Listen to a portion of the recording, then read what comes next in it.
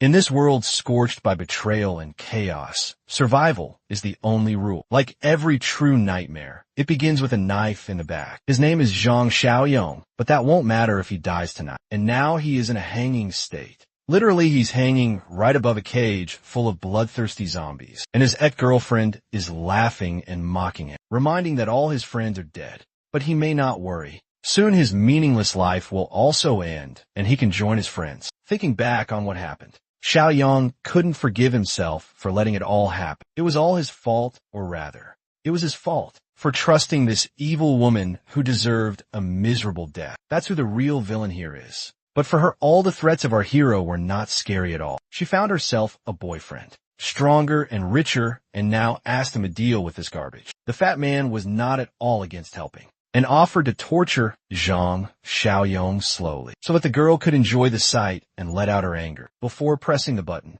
the fat man mockingly thanked Xiaoyong for all his supplies. Thanks to his generosity, they would be able to live comfortably for a few months. That was the end of the conversation, and Xiaoyong fell right into the zombie cage. For these insane creatures, there was no difference in what to attack. Fresh flesh was the only thing they desired in this world. The bound Xiaoyong could only scream in pain and dream that if he had a second chance to live his life again, he would make his ex-girlfriend, Cui Jing, and fatty Li Shuxiong pay for what they had done. But suddenly, it was as if Xiaoyong woke up and heard Cui Jing's nasty, disgusting voice demanding an explanation. She wanted to know why it was that he still hadn't put her name on the house deeds. Does he not love her at all? Xiaoyong, meanwhile, was trying to come to his senses and realize what was going on. Had he been reborn in the time before the apocalypse? In his past life, he was deceived by Cui Jing. Not only did she swindle away the inheritance his parents left him, but he also ended up homeless.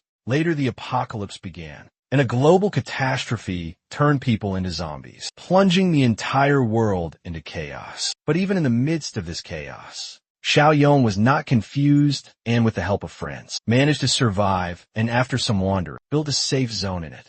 They could not be afraid of zombies, and thanks to good supplies, they could live there for months. That's when Cui Jing appeared again. She pretended to be a desperate person who was looking for shelter, and she won Xiaoyang's sympathy again. Yes, it was stupid, and he realized it himself. Now, the very next night, she opened the gates of the safe zone to the enemies, who had long dreamed of destroying them. Now this same traitorous woman was not calming down and demanded 400,000 yuan bride price, in addition to the house, if he wanted to marry her. She behaved the same as always, confident that Xiaoyong was enchanted by her beauty and couldn't see her rotten character.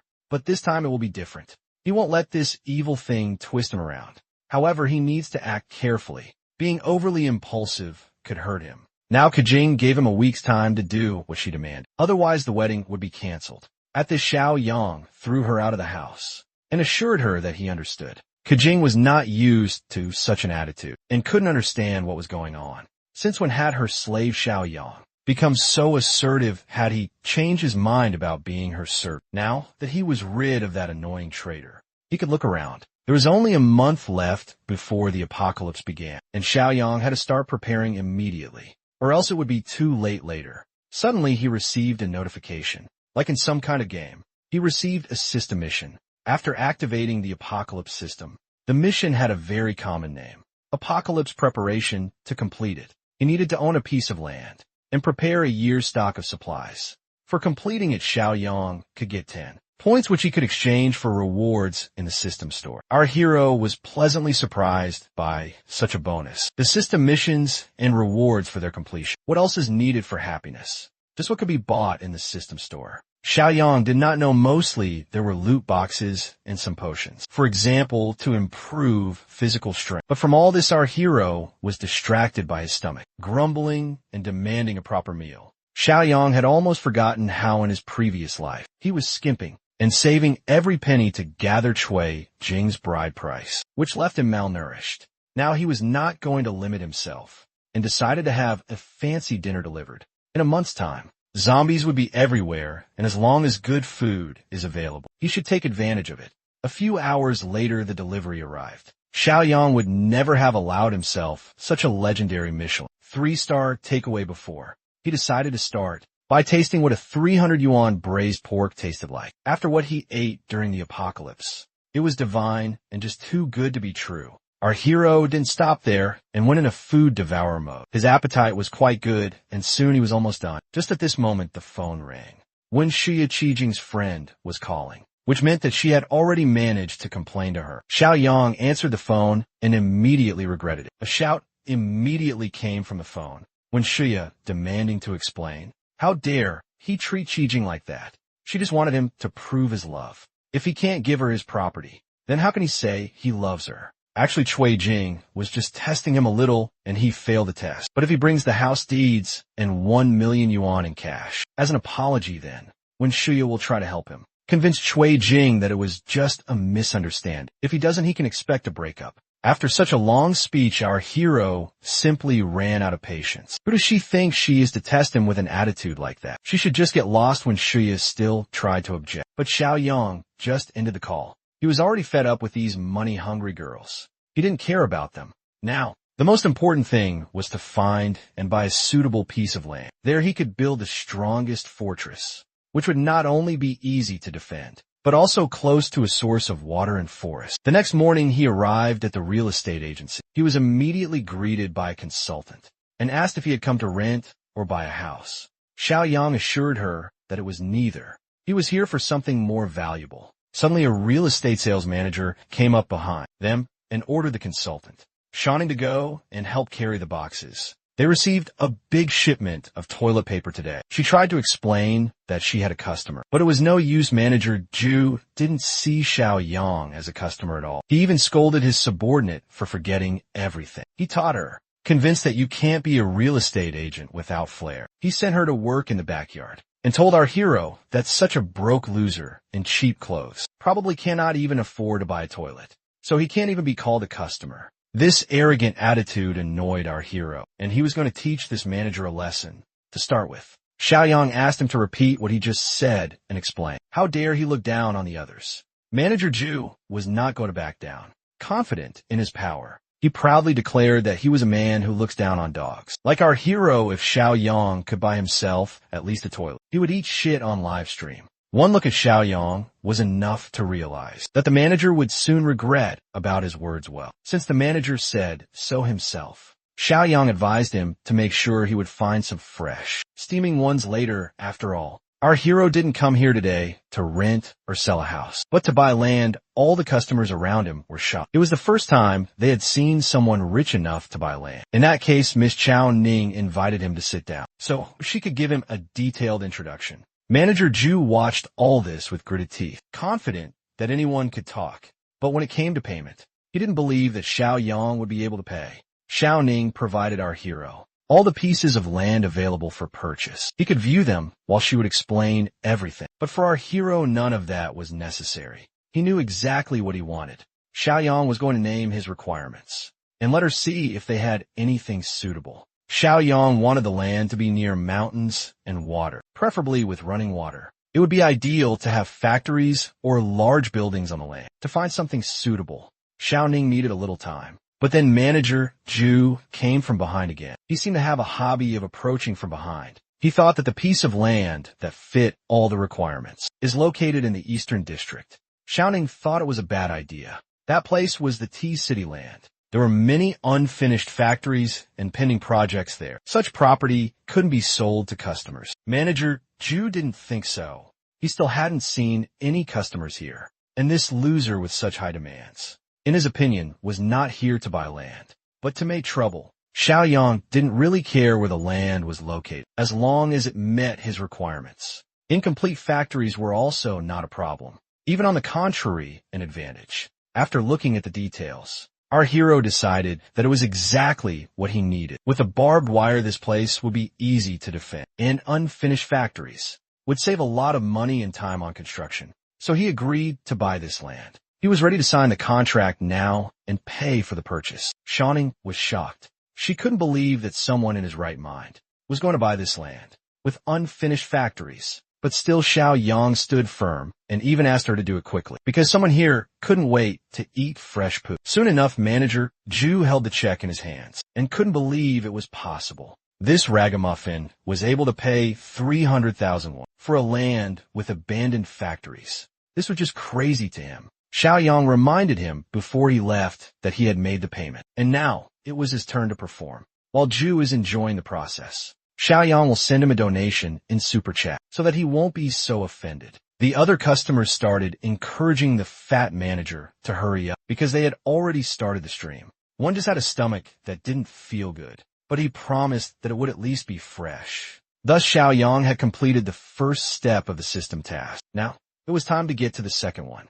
Xiaoyang had spent all the money to buy the land, and now he needed to figure out how to get money to accumulate supplies. When he was leaving the real estate agency, he was recognized by an old acquaintance, Li Shuxiang, and he immediately wondered what our hero was doing here. However, all these questions flew out of his head when he saw what was going on inside. The staff and customers were forcing Manager Ju to keep his promise, while he was desperately asking for help, and how much he didn't want to eat poop. Meanwhile, Cui Jing was painting her nails and enjoying life carefree. She got a call from Li Shuxiang and asked if she knew that Xiao Yang had come to the real estate company to buy land, of course. She didn't know and was shocked at where he got so much money from. Li Shuxiang clarified that Xiao Yang had paid 300,000 yuan, probably the bride price money he saved. Now she was just furious that that bastard dared to use her money. Li Shuqiang advised her calm down and not get mad, but rather go find Xiao Yang and ask him what was going on. But she was blinded by anger.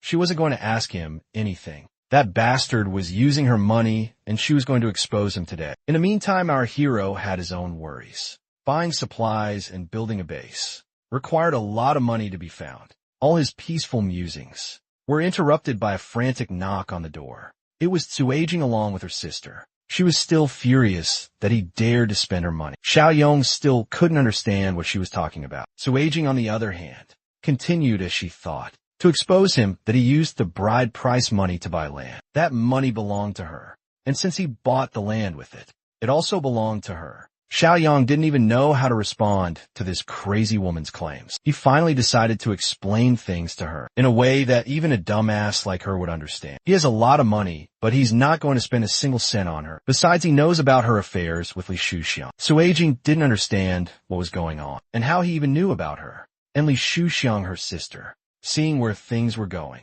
suggested to everyone to calm down and solve this little misunderstanding between a couple. But Xiaoyang was not going to waste his precious time on these two. There is no misunderstanding here.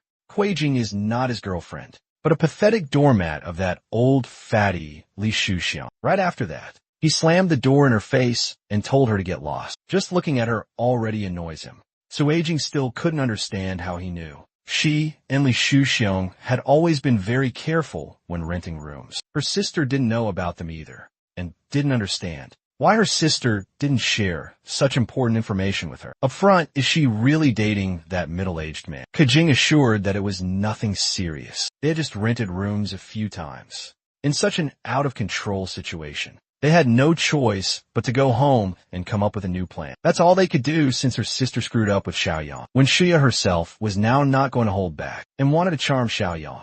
After all, they are good sisters. The next day, Xiaoyang arrived on his land together with a construction crew. He wanted to rebuild one factory, and he was wondering how long it would take. After a detailed analysis, Foreman Li summarized that reinforcing the walls, building protective towers, installing Texas barbed wire, thickening the steel armored doors, and adding bulletproof glass were all time-consuming processes. But he was interested in one additional question. What kind of power had offended our hero that he needed to build such a fortress? Xiaoyang advised him not to ask too much, because knowing too much does not lead to anything good. Our hero just wanted to know how much it would cost to finish the construction in a month. Foreman assured him that it couldn't be done in a month. In that case, Xiaoyang knew many who were willing to do it instead. Foreman replied that the lives and well-being of the workers were worth more. This surprised our hero. He had first met Foreman with conscience, but it turned out that he was wrong.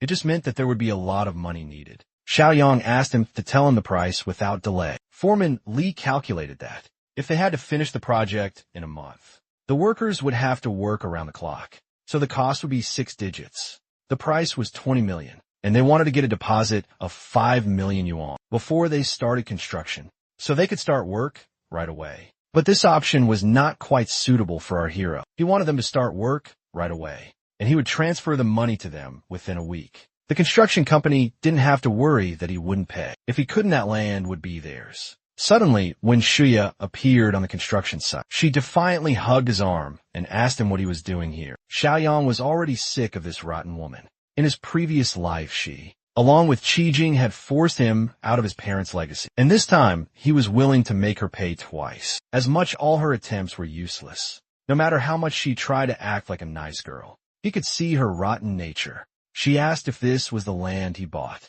It's such a beautiful view. And Xiaoyang probably wants to build a villa here, right? But whatever he builds here is none of her business. Seeing this attitude, she couldn't understand what was going on. Since when did that loser behave so strangely? Usually just her touch on his arm was enough to make him blush, and his heart start pounding.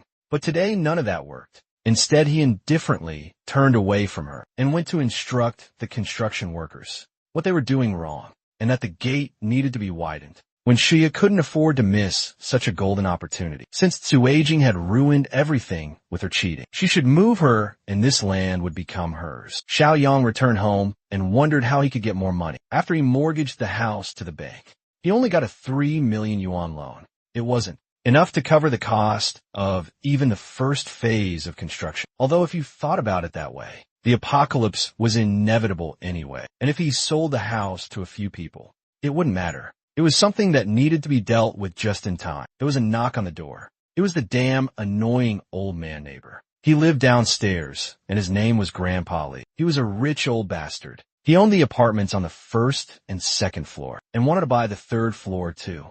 But Xiaoyang wouldn't agree to sell it. So this old man was doing all sorts of nasty things. Painting the doors, scattering trash, bringing coffin and jamming lock to the doors. He's been up to all kinds of dirty tricks. And now he's come to complain that Xiaoyang made noise last night. By having a party here, of course. It was a deliberate lie. Our hero went to bed early last night and didn't do anything like that. But there was no point in arguing further. Xiaoyang knew that the old man wanted his house, so he pretended that he was fed up and gave up. Now he was ready to sell the house to the old man. The old geezer couldn't believe his ears. But Xiaoyang had a condition. He wanted to stay living in the house for another 6 months until he found a new place to live. But the old man must transfer 5 million into his account right now so he could pay the deposit for the new house. If the old man doesn't agree to this condition, he can forget about the deal. The greedy old bastard couldn't let that slip away and agree, but demanded to sign the contract so that Xiaoyang couldn't change his mind. Later, this was no problem for our hero. That old bastard would still die in his house. When the apocalypse started, once old Li transferred 5 million yuan, then in sum with the loan from the bank. Xiaoyang had collected 8 million. Now it's time to complete the second task and get the reward. The biggest supermarket was perfect for this task. Xiaoyang began to diligently stock up on supplies for the year ahead. People around him looked at him as a mentally unstable guy and preferred to stay away. Finally, he dragged a whole bunch of grocery carts to the checkout line. People around him still didn't understand why he was buying so much stuff. They just laughed at him like he was just another fool who believed in rumors about the apocalypse and the end of the world. But their conversations didn't mean anything. The most important thing was that Xiaoyang had completed the systems task and received 10 points. Among all the options available in the system store, the protagonist supply box was worth 10 points, and Xiaoyang didn't hesitate to use this opportunity and decided to spend all the available points on this box. The purchase was successful, and he received this mysterious box. After opening it, he received a level 1 space ring that allowed him to use his own subspace of 500 cubic meters. Also inside this space, time stood still, allowing the items inside to not spoil. This was an incredibly successful gain. There was a reason why our hero had a good feeling about this box. The fact that the time inside the subspace stood still meant that he could even store fresh food inside, and it would never spoil along with a new item. Xiaoyang also received a new mission, 10 years of sustenance for its completion. It was possible to get 20 points. But suddenly our hero was called by the supermarket security chief. He gotten word that some crazy guy was causing trouble. Turns out he knew Xiaoyang. The security chief's name was Yang Tao. He went to the same high school as our hero and was the lackey of a local bully who bullied the weak and feared the strong. In the past, he had extorted money from high school students for his boss, and Xiaoyang had frequent conflicts with him. Today, Xiao Yang didn't expect to run into him here. Yang Tao demanded that our hero put all these things back, where he got them from, otherwise he would not be kind to him. Xiao Yang replied that he still hadn't changed and was still bullying the weak. But our hero was not going to return anything. He is a customer here, and he is always right. Is this really how customers are treated? Then Yang Tao demanded that Xiao Yang pay for the items right now. Otherwise, it would be his own fault for being cruel. After an hour, all the cashiers in the supermarket finally calculated the price of all the items. A total of 56,000 when Yang Tao immediately demanded to pay. And our hero did not hesitate to use his credit card as a superhero weapon. The transaction was successful and the security chief was shocked. He turned around and was about to leave, accepting his defeat, but Xiao Yang ordered him to wait. Yang Tao didn't realize what he was doing, but it was simple. Yang Tao had been rude. And now our hero wanted a public apology, or else he would return all those goods. The security chief thought that he had gone too far and was only looking for trouble. However, there were too many witnesses around. They saw everything and fully supported our hero. They recorded everything on video and threatened Yang Tao to make him famous all over the internet if he didn't apologize. Xiao Yang also promised that if the apology was sincere enough, he would buy the goods here 10 times more. If Yang Tao didn't believe him, then he could bring the POS machine, and our hero would show him his balance. Yang Tao couldn't believe it when he saw 7 million in the account. Xiao Yang only demanded to apologize, and then he would continue buying, while the security chief struggled with his pride. This battle was short-lived, and he lost. The pressure was too high, and he gave up and apologized. Passing by, Xiao Yang advised him not to be so thoughtless in the future, because you never know how the situation will turn out. Now Yang Tao put on a mask of benevolence and asked why our hero buys so many things. Of course, Xiao Yang replied, it was none of his business. He was planning a big deal. In that case, Yang Tao knew what to offer. The items in this supermarket's warehouse were not enough. If Xiao Yang wanted to make a big deal, he should have found a wholesaler. And he just knew one since he worked at the supermarket. It was Zhang Xingjia. He was currently in the wholesale business. He immediately called him and happily told him that he had found a big customer for him. Xiao Yang realized that some people never change, and since these two bullies still work together, he could only wonder how much they were ripping off the supermarket. Soon they arrived at the wholesale warehouse together. An expensive car drove up to them rather carelessly, from the way Zhang Xingjia drove arrogantly. Our hero realized that he had probably never been scammed before, and it was time to fix that. It was a meeting of old friends. Although the arrogant boss didn't recognize our hero right away, and Tao had to remind that they once went to middle and high school together. Even so, Shengji had a hard time remembering who Xiao Yang was at first. But after thinking for a while, he finally remembered it was exactly that guy with a bit of backbone. Shengji took one look at his former classmate. He didn't like the cheap, non-designer clothes at all. He despised people who pretended to be rich when they weren't. Shengji had already made a conclusion about our hero based on his clothes. He immediately turned to Tao to teach this idiot a lesson for bringing him such a useless, big client and wasting his time. Shengji even gave him a kick in the ass to think better next time, even though Tao tried to stand his ground, knowing that Xiao Yang was actually rich. Shengji couldn't even allow such a thought. He had been in this business for years, and as he thought, he could tell at a glance who was rich and who wasn't. Xiao Yang saw that some people never change and called Shengji an illiterate who looks down on people. Shengji immediately grabbed him and demanded him to repeat what he just said. Xiao Yang was absolutely not afraid of him and repeated to his face that he looked down on people. But it turned out that it was not this that offended him at all, but the fact that our hero called him illiterate. This was not what Xiao Yang had expected. It turned out that this bastard was really shameless. Someone pulled him back, warned him not to press Shengji's trigger. Shengji's shame runs deep, illiterate and angry at the world for it. One word too far. Tao didn't get a reply. He got a boot to the ribs, who was angry because he was not allowed to do what he wanted. Turning to our hero Xingjia, gave him a condition. Either Xiao Yang buys a truckload of goods from him, or crawl back on all fours. Our hero was more than satisfied with this. He ordered Xingjia to let go of his collar and call out the account number. In just a moment, the angry expression on Shengjia's face changed to a shocked one. Xiao Yang had somehow actually transferred 1 million into his account. According to our hero, it was only a deposit. He had plans to buy 5 million worth of goods. Shengji asked what kind of goods he needed. Xiaoyang replied that he needed oil, rice, salt, snacks, and drinks, simply put, the products that didn't spoil for a long time. An imperceptible smile appeared on Shengji's face. He had just received a batch of almost expired food, and this was the perfect opportunity to slip it to Xiaoyang. Upon arriving at the warehouse with the food, Shengji offered our hero to pick up the entire shipment at a discount of 10% off the original wholesale price. The offer was great, however.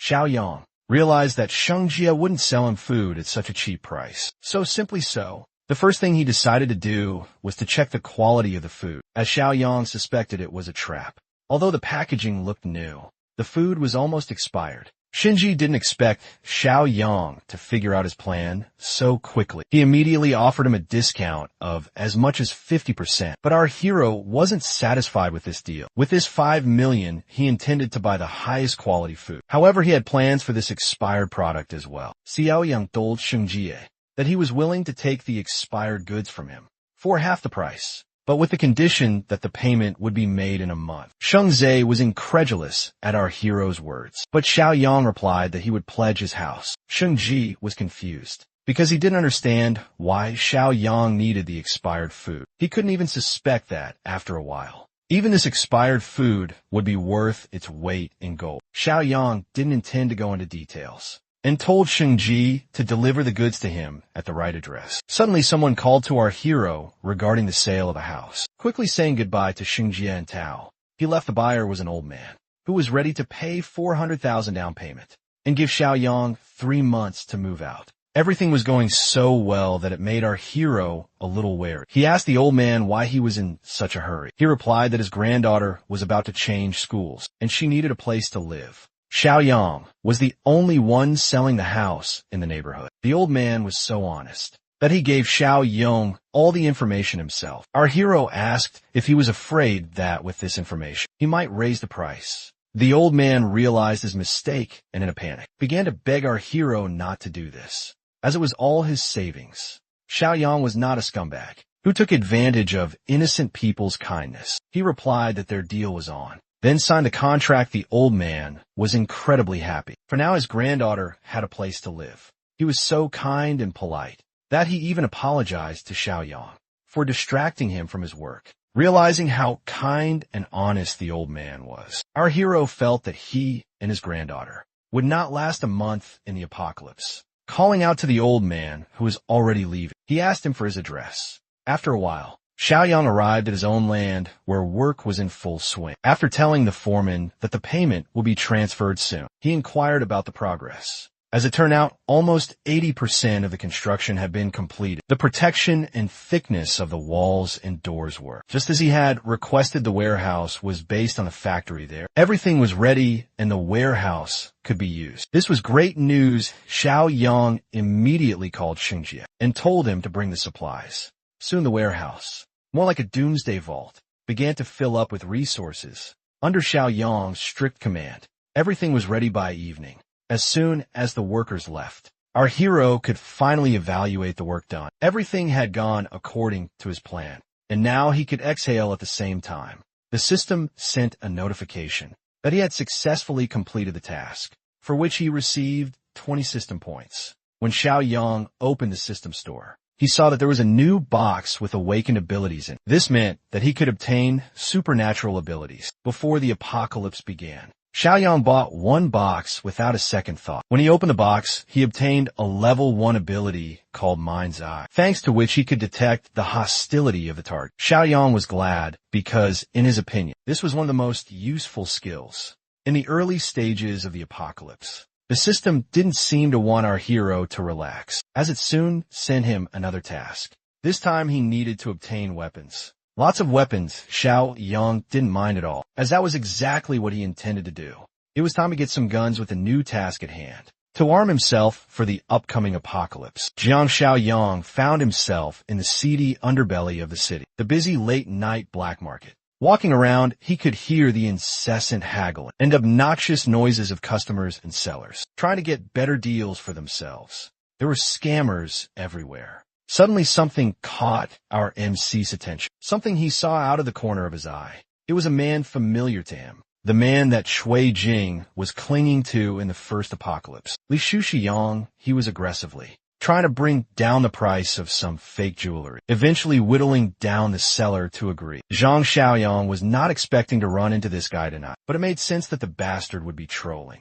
4 fake jade bracelets that which Shui Jing was actually dumb enough to be tricked by fake gifts. A few feet away, he finally found a stall selling some promising wares. Sharp blades were lined up on the floor, each one more lethal than the last. As soon as he laid eyes on those sharp blades, a smile crept up on his face. He finally found what he was looking for. Squatting down in front of the seller, he boldly asked if they sold any hard stuff at this stall. Mr. Camouflage, who looked like a military man, wasn't amused by any of his cryptic messaging. The dude threw him a knife sharpener, telling the young man to grind the blades himself for something harder. Growing more serious, he commented that none of these knives were hard enough. What he was looking for was something a lot tougher.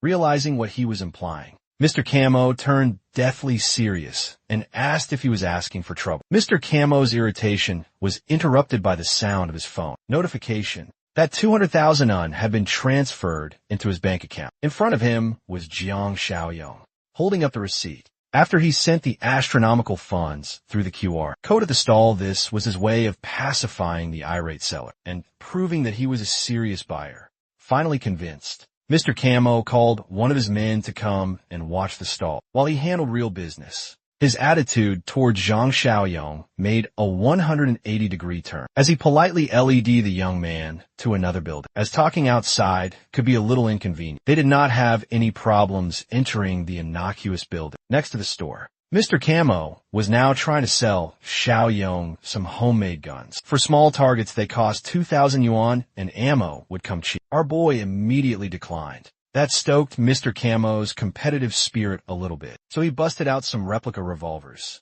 modeled after active duty handguns. For 5,000 when you get a 9mm shooter. Bullets would be 5 yuan a pop. For Xiaoyong, this much was barely acceptable, but he prepaid 200,000 yuan. This junk did not stoke his interest at all.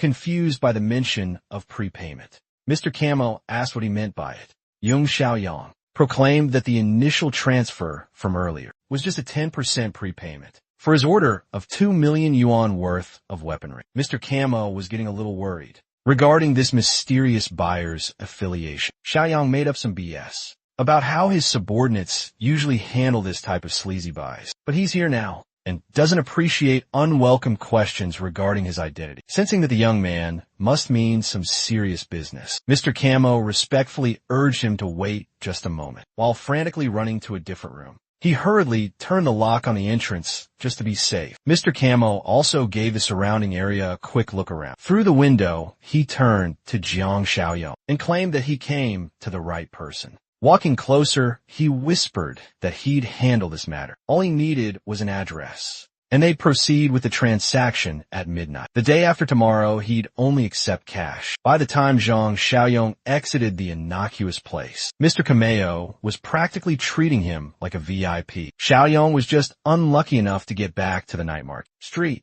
right when the familiar bastard from earlier was walking around. Li Shuchong commented on this unexpected meeting in a black market, no less. Now it makes sense why the young man has been spending so much lately. There's also the matter of Shui Jing. He reckoned that the kid must have seen too much financial advice lately, and now he's trying to lie flat, sell everything and live in comfort, unbothered by all the nonsensical words of a fat bastard. Young Xiao, young Tog. It would be more practical to just try out his newly acquired ability. Opening his minds, an imperceptible aura lit up his gaze. He could see a happy face indicator on top of Mr. Camo's head, and an angry one on Li Shu Yang's. This was a very useful ability, as he had expected to experiment more. He talked trash about the fat bastard, buying fake and second-hand goods to trick Suijing. That girl was also his second-hand trash, so it made sense that she was only worth so much. Hearing that made the fat bastard indicator even angrier, as he cursed out the young man.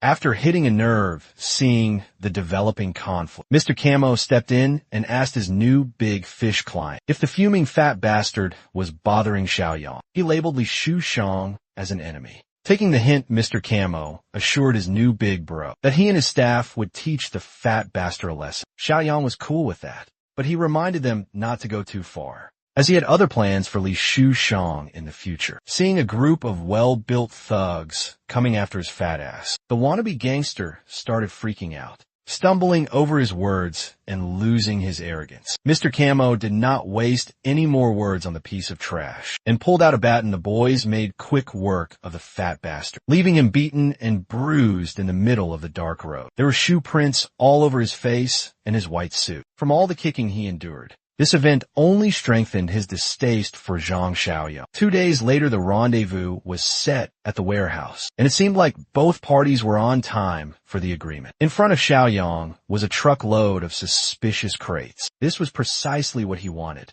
The arrival of his firearm signaled the success of his battle-ready task, rewarding him with 10 system points, bringing his total up to 20. Inside the crates were heavy firearms rifles, pistols, and every extra piece of equipment he might need. For some reason, the system also added a bonus reward, a +2 physical enhancement potion, holding the syringe in his hand. He was pretty pleased with the unexpected drop of this bonus. With the +2 classification, it was even double the efficacy of the one in the system store. Not wasting another second, he lifted that syringe and aimed at his veins. He was expecting a tiny pinch of the needle, but the strength potion coursing through his bloodstream was an agonizing process. As an average adult male, his physical score would be around 5 points with an increase of +2. That's practically a 40% boost in his overall power. Since that's the case, he resolved to open the system store. His gaze locking in on the other physical enhancement potion listed there, realizing the value of increased strength. While holding another massive syringe,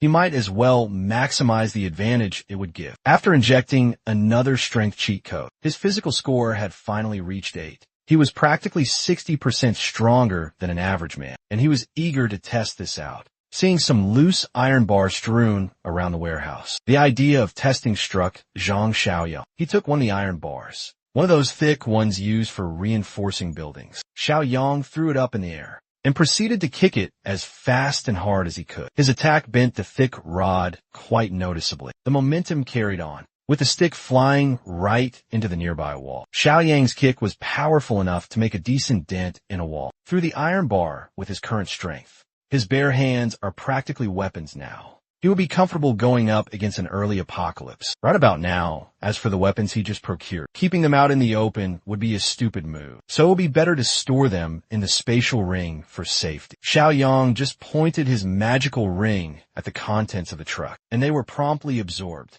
If everything proceeds as he remembers, the day after tomorrow will mark the first day of the apocalypse. He doesn't have much time to do everything else that needs to be done. For some reason, he couldn't brush off the image of that old man, pleading to buy his house, using a modest amount of hard-earned cash for his granddaughter. Zhang Xiaoyang had been through countless life and death scenarios and treachery in the first apocalypse. But ignoring the plight of the unfortunate had never been his style. Maybe he'll send some essential supplies to the old man. That's the least he could do to help him and his granddaughter's chances of survival. It's a repayment of sorts for supplying Xiaoyang's apocalypse funds. The very next day, Zhang Xiaoyang drove to a rundown apartment building in a shady part of a different city. Without GPS, finding this place would have been impossible, given how hidden and decrepit it was, seeing as the old man had been renting in such a cheap and old place. Without an elevator, it was evident that he wasn't well off. Their unit was even on the top floor. Reaching the door, Xiaoyang casually knocked. He suddenly realized that he should take out the supplies from his storage ring, or he would have a hard time explaining where. They came from activating its effects. Boxes upon boxes of essential supplies stacked on top of one another filled the hallway at that moment. The old man reached the door. He opened it and immediately assumed it was the landlord, promising to pay rent next week. We got a good look at the young man. He realized it was Mr. Zhang. With him were the boxes crowding the hallway, stretching through the staircase, which confused the old man even more. Xiaoyang promised to explain the deal later. They needed to get these boxes inside before the neighbors saw them. After a few minutes of lifting, which was done mostly by Xiaoyang, they managed to get everything inside. The old man was impressed that the young man didn't even look tired. Meanwhile, Xiaoyang was just surveying the room and analyzing if it would be a suitable emergency shelter. And it was the front door was solid enough. Next, He urged the old man to listen carefully to what he was about to say. He explained that the supplies should be used wisely, as they should last for about half a year, starting tomorrow. Just as he was about to go into more detail, Xiaoyang was taken aback by a photo displayed in the room. The old man was still confused. In the photo was the proud old man and his beautiful granddaughter, much to Xiaoyang's surprise.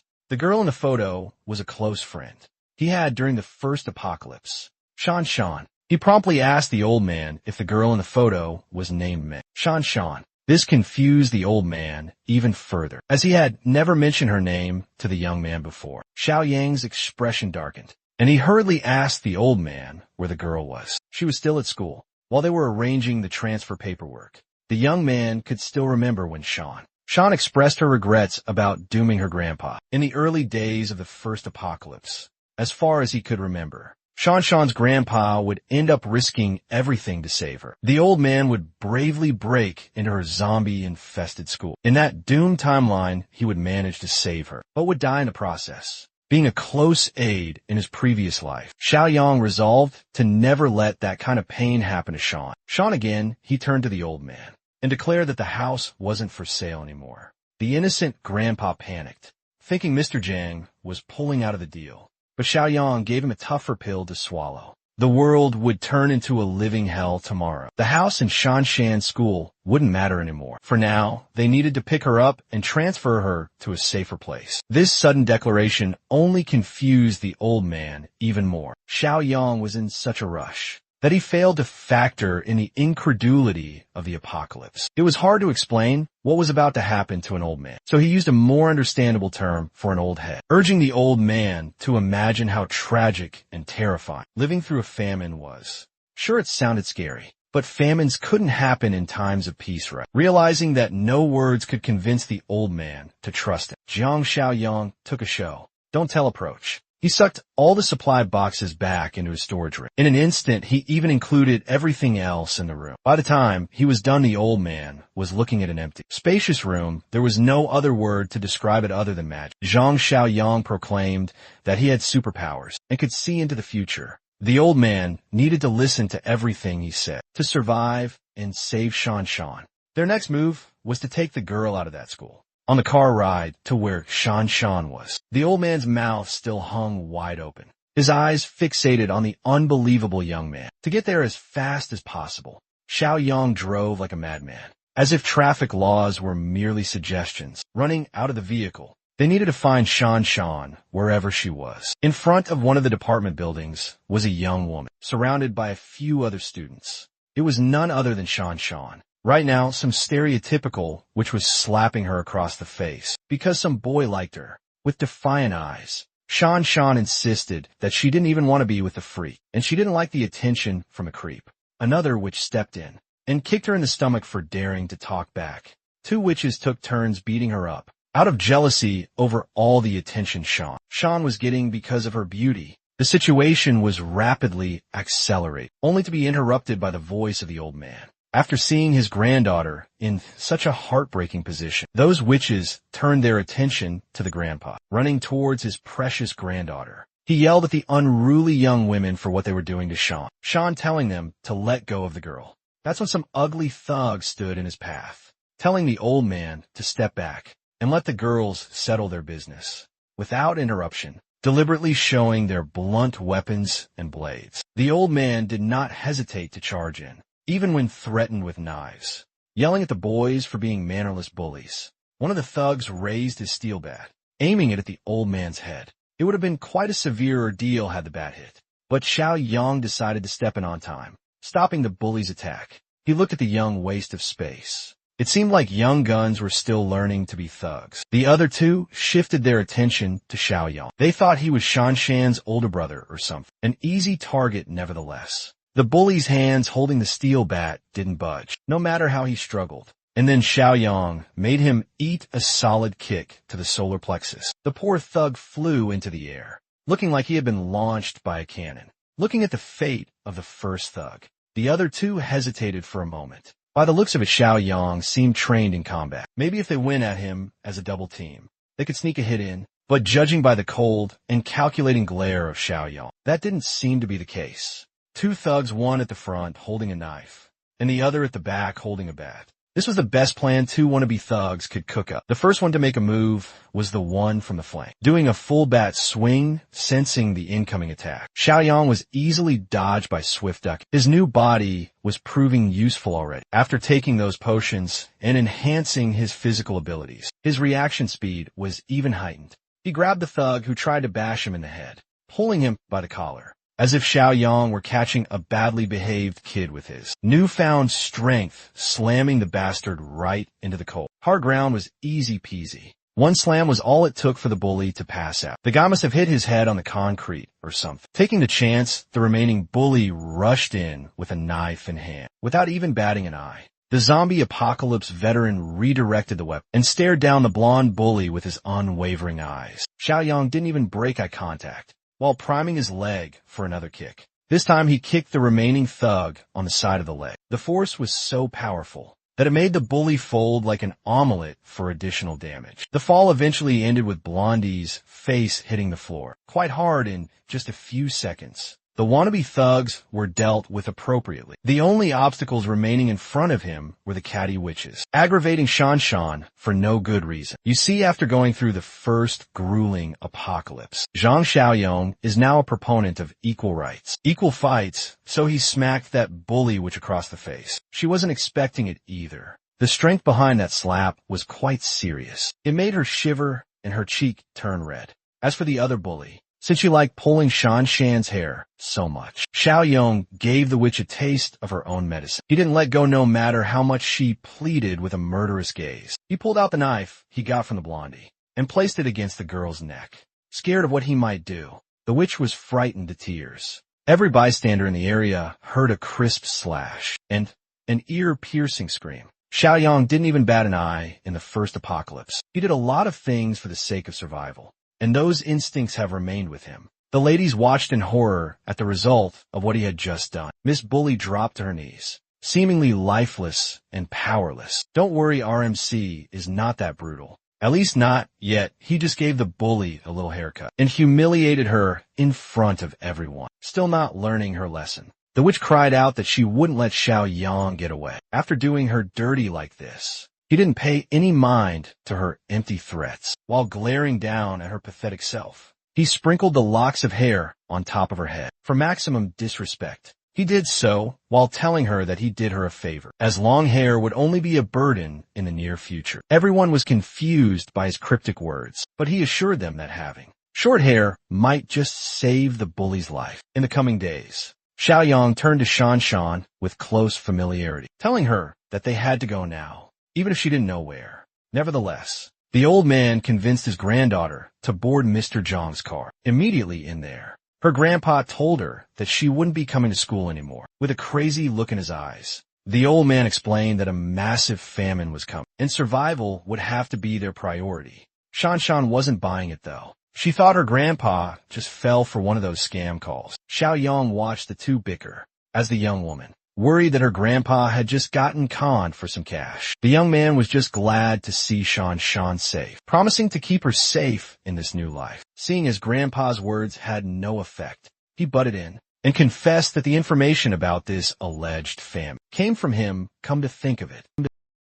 Their driver? A mystery on wheels, destination unknown. Zhang Xiaoyong finally spoke, steady and respectful. He let her call him Brother Xiaoyong, a rare gesture of trust. She bowed her head. Thanks for not letting them crush me. And he assured her that those guys wouldn't have many days left alive. Now she was curious if there really was a famine coming. So suddenly he finally fessed up that he just made up the famine story to make it easier for the old man to understand. A famine in modern peaceful times would be borderline impossible. So he cleared up that what's really coming in the next few days is the apocalypse, the end of modern civilization as they know it. Hearing that would make anyone feel crazy. It's a natural reaction to such a declaration. Looking at the clock, Xiaoyang reckoned that it should be about time to check the news and internet to see the initial signs of the end of times. Pulling her phone out and checking the news, a video of a man reciting some pretty ominous end-of-day stuff appeared front and center. It was a man being detained by authorities in a crowded train station. Some people said it was rabies and the guy was biting other people, but the man seemed lucid enough to recite some grim stuff about a smog with a strange smell.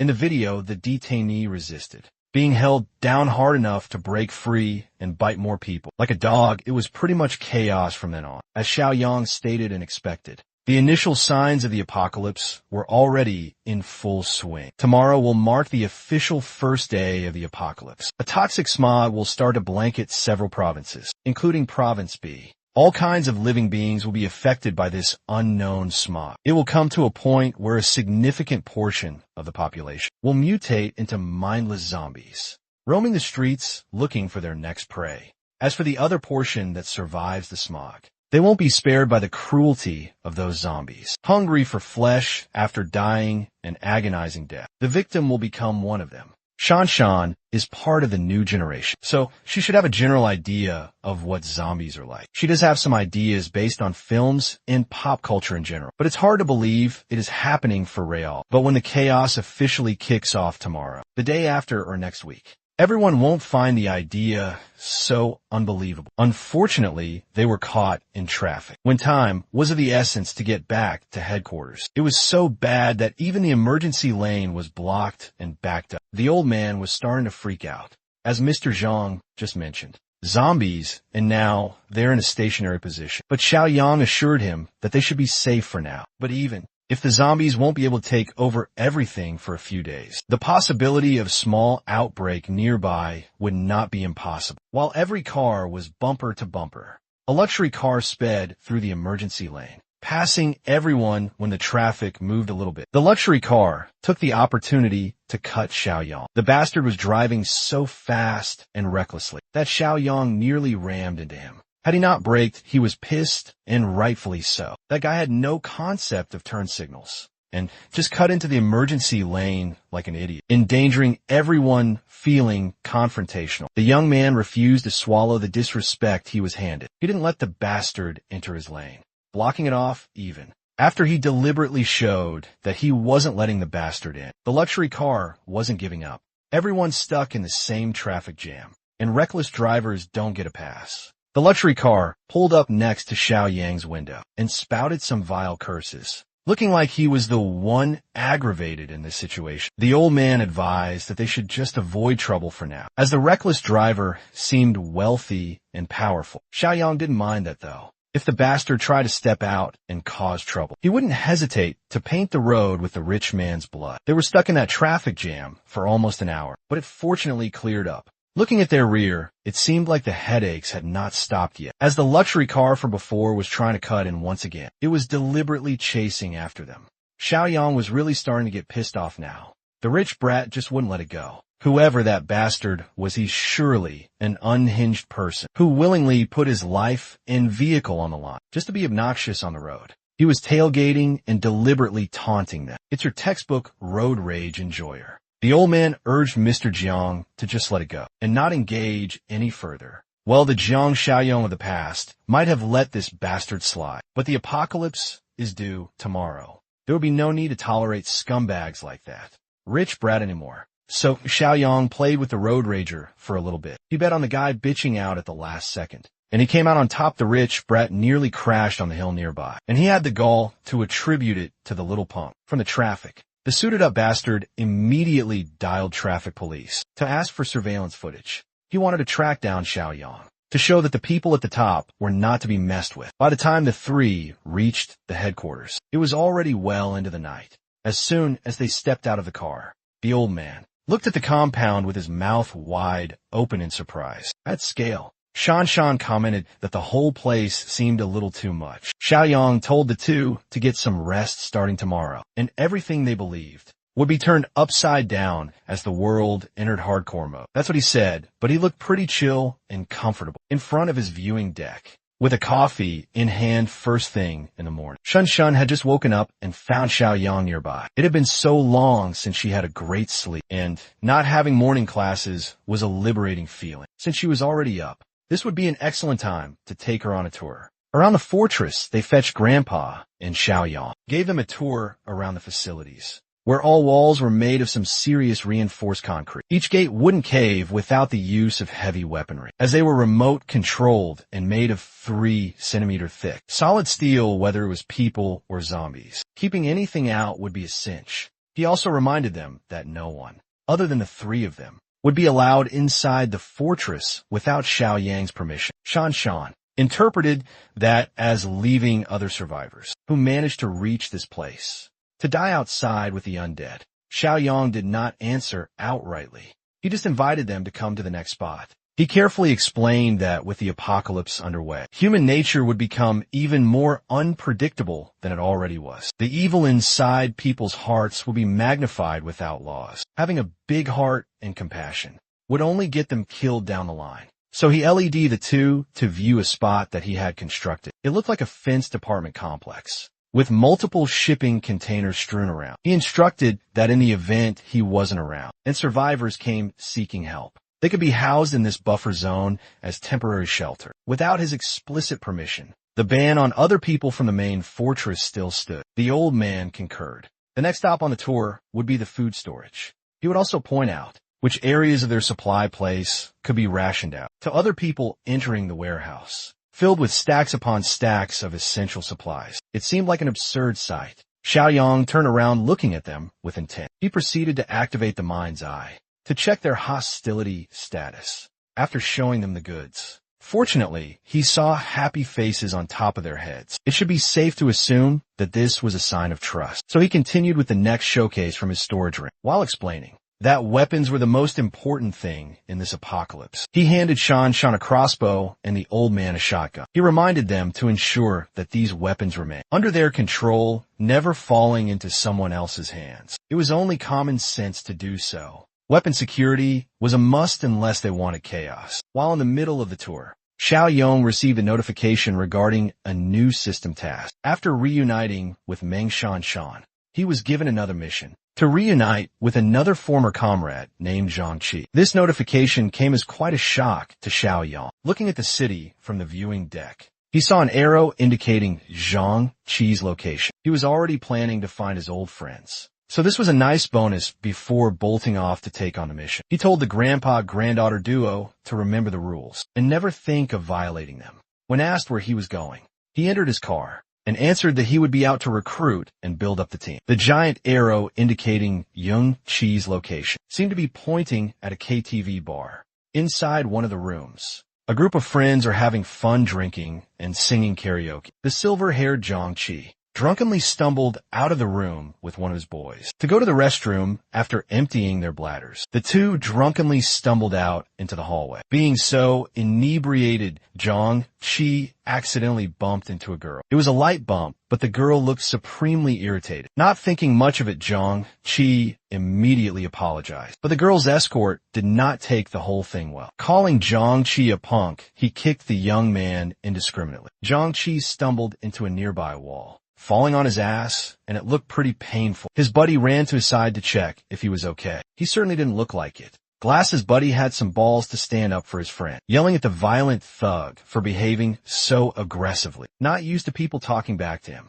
especially in front of his girl. The thug was infuriated. He lifted Glass's buddy by the collar, and the bastard was quite strong. Seeing the situation escalating, Zhang Qi tried his best to get back up and admit that he was at fault, pleading for the thug not to hit his buddy. Fortunately, a KTV staff member was walking around nearby. He was lamenting getting over stomach flu and immediately catching a cold, but the commotion caught his attention. It seemed like fights were quite commonplace in this bar, as drunk people just couldn't keep their hands to themselves. The staffer decided to step in to try and break up the fight, asking both parties to calm down. When the thug turned around, he looked offended to be stopped. He took it as disrespect, as even the KTV's owner would not dare touch his clothes. The heroic staffer was now the target of the thug's anger, so he silently gestured for Yung Chi and his buddy to hurry up and leave bastard. Thug demanded that the bar boss come out right away, or he would shut the place down.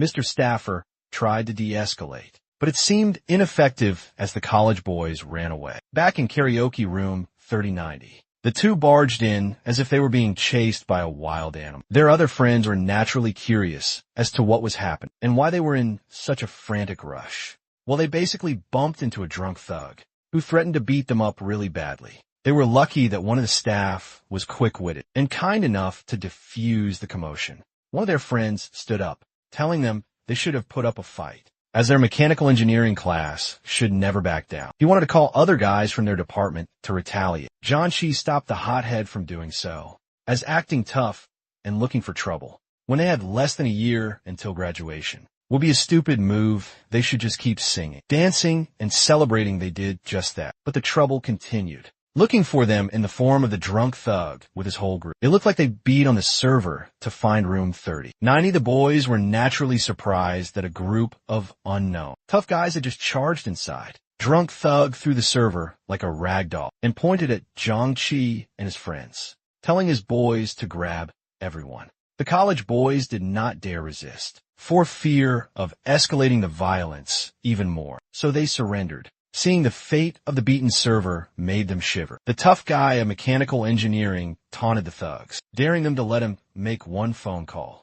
Grabbing a whiskey bottle, drunk thug stopped the tough guy from talking. He did so by smashing the full bottle in his hand against the tough guy's head. Tough guy Chun Chang's blood, and the whiskey mixed as it flowed down to the floor, much to Jiangxi's worry. Outside the KTV bar, a familiar car just pulled up to the entrance. Jiang Xiaoyang came out of his car with a smile, excited at the thought of seeing one of his old buddies from a first apocalypse. He was amused by how in character a KTV was for a college student version of Jiangxi. He entered the premises guided by the top-notch staff, even when they faced the horrible end of the world. For the first time around, Jiangxi had always been the type of guy who still had the heart to sing. Qin Sheng tried to act tougher than he really was, and all it got him was a painful head wound from a shattered liquor bottle. The thug turned to his lady, feeling full of himself, but she was not amused at all, as Qin Sheng was not the one who bumped into her. Earlier, that was no problem at all, since they could just smash Zhong Qi's head open. All the same, however, it seemed that Qin Sheng was quite resilient. Grabbing a metal ashtray, he fought through the pain to retaliate, but was apprehended by the other thugs immediately. His guts both impressed and irritated the head thug. Using the fresh bottle in his hand, he delivered another brutal blow to the tough guy's head. Jiangxi and his classmates could only watch as one of their friends got trashed, not once but twice. Being the good buddy that he was, he ignored the armed thugs around and charged at the head thug, tormenting them, while he and Glasses were bravely standing up for their friend. The remaining cowardly dude trembled in fear. Unfortunately, a 2 versus multiple gangster situation was a recipe for disaster. But while they were getting beaten up, the injured KTV attendant started groggily standing, despite the disadvantages in numbers. Jiangxi actually held on quite well, giving the thugs a lot of trouble, while they were distracted trying to beat one another. The KTV attendant had already started abnormally mutating. Losing his sanity, the rabid zombie immediately ran up to where the largest clump of living flesh was, exhibiting extraordinary speed. One unfortunate thug just happened to be the nearest, so the infected attendant took a bite out of his back, like it was a medium-rare steak. Still unaware of what was happening, the thug was just annoyed at the dog-like behavior of their first victim. Meanwhile, Jiangxi's cowardly classmate was losing his mind out of terror instead of backing his friends up. Another thug tried to pull the attendant off his buddy's shoulder, but the bite was way too persistent, and the mutation had enhanced his physical strength. Suddenly, the infected turned around in one swift motion, letting go of one thug's shoulder and transferring the bite over to another thug's arm. The bite was painful, but the more troublesome part was the enhanced physical strength, making it borderline impossible to shake the infected off. At this rate, everyone in the room would probably fall victim to the mutated attendant if a certain someone did not intervene.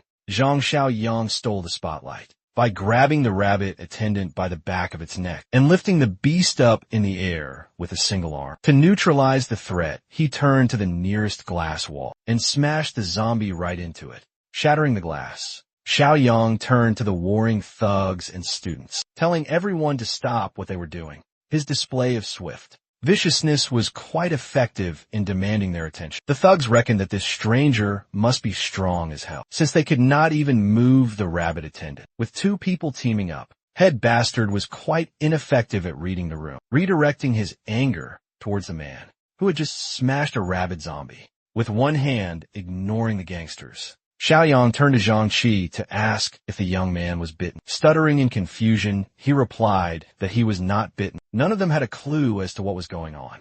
Without further explanation, Xiaoyang just ordered his old friend from a previous life to come with him. For some reason, Zhang Qi felt compelled to follow, but was stopped by the head thug, who still thought that he was the top dog in the situation. Before another fight could erupt, one of the bitten gangsters started coughing severely while complaining about a severe headache. Making his head spin, Xiaoyang could spot the early signs of mutation from a mile away, and this guy was exhibiting every symptom, aside from the massive bite wound on his shoulder. He also complained about having a runny nose earlier in the day, while still holding the rabid zombie by the neck. Xiaoyang confirmed that the thug was bitten. The signs of rot and infection were already visibly spread. From the wound itself, he was a lock for infection, and with the bite so close to the nervous system, the spread would only accelerate. The thug was bound to mutate sooner rather than later, and they could not afford to deal with two rabid zombies in such a close space, so Xiaoyang started moving, dragging the resisting zombie, drawing everyone's eyes to his following action. Upon arriving near the door, he chucked the infected attendant inside the restroom. He immediately pulled the sliding door closed, effectively trapping the infected inside. The rabid zombie was quite rowdy, immediately getting up to aggressively bang on the door. Thankfully, zombies in the early days had not yet learned how to open doors. Everyone in the room looked at Xiaoyang with puzzled expressions. With the threat of the rabid zombie effectively neutralized, Xiaoyang's demeanor shifted to an even more aggressive one as he asked Zhang Qi which one of these thugs needed to catch his hands. The young man was still confused as to who Xiaoyang was, since they didn't even know each other at this point. Head Bastard with his bruised ego charged in, expecting to teach some cocky brat the gangster way. But Xiaoyang just looked at him like he was looking at a harmless kid. Before the head thug could land his pathetic attack, Xiaoyang had already grabbed him by the face, digging his fingers into his skin, pushing forward until he found a target. Xiaoyang smashed the head thug into the glass table. In the middle of the room, the bitten thug with a mortal shoulder wound immediately ran in to avenge his boss. Xiaoyang fixed his stance and landed a quick blow to the gangster's windpipe. With one swift motion, the thug laid flat on his back, his consciousness fading away. Then came the next stage of infection, as the gangster started foaming at the mouth while seemingly having a seizure. His buddy worriedly checked on the guy. One punch should not be enough to put anyone into this bizarre state. Nevertheless, it was an effective show of strength. If anyone else wanted a one-piece combo to go night-night, Xiaoyang would gladly take volunteers. While adjusting his fists for a beatdown, Xiaoyang advised Zhang Qi to take his friends and wait outside the KTV room. They gladly complied, lending their shoulders to the injured Chinchong and getting out of there as fast as they could. The gangsters wanted to do the same, carrying their injured brothers, who were slowly succumbing to the infection. However, Xiaoyang stood firm at the door, not letting them pass. Head Bastard tried to intimidate him, but failed miserably. They must have gotten so drunk that they acted like gods, and nearly got his brother. Zhang Qi killed, not wasting any more breath on these lowlifes. Xiaoyang easily pushed the head thug down,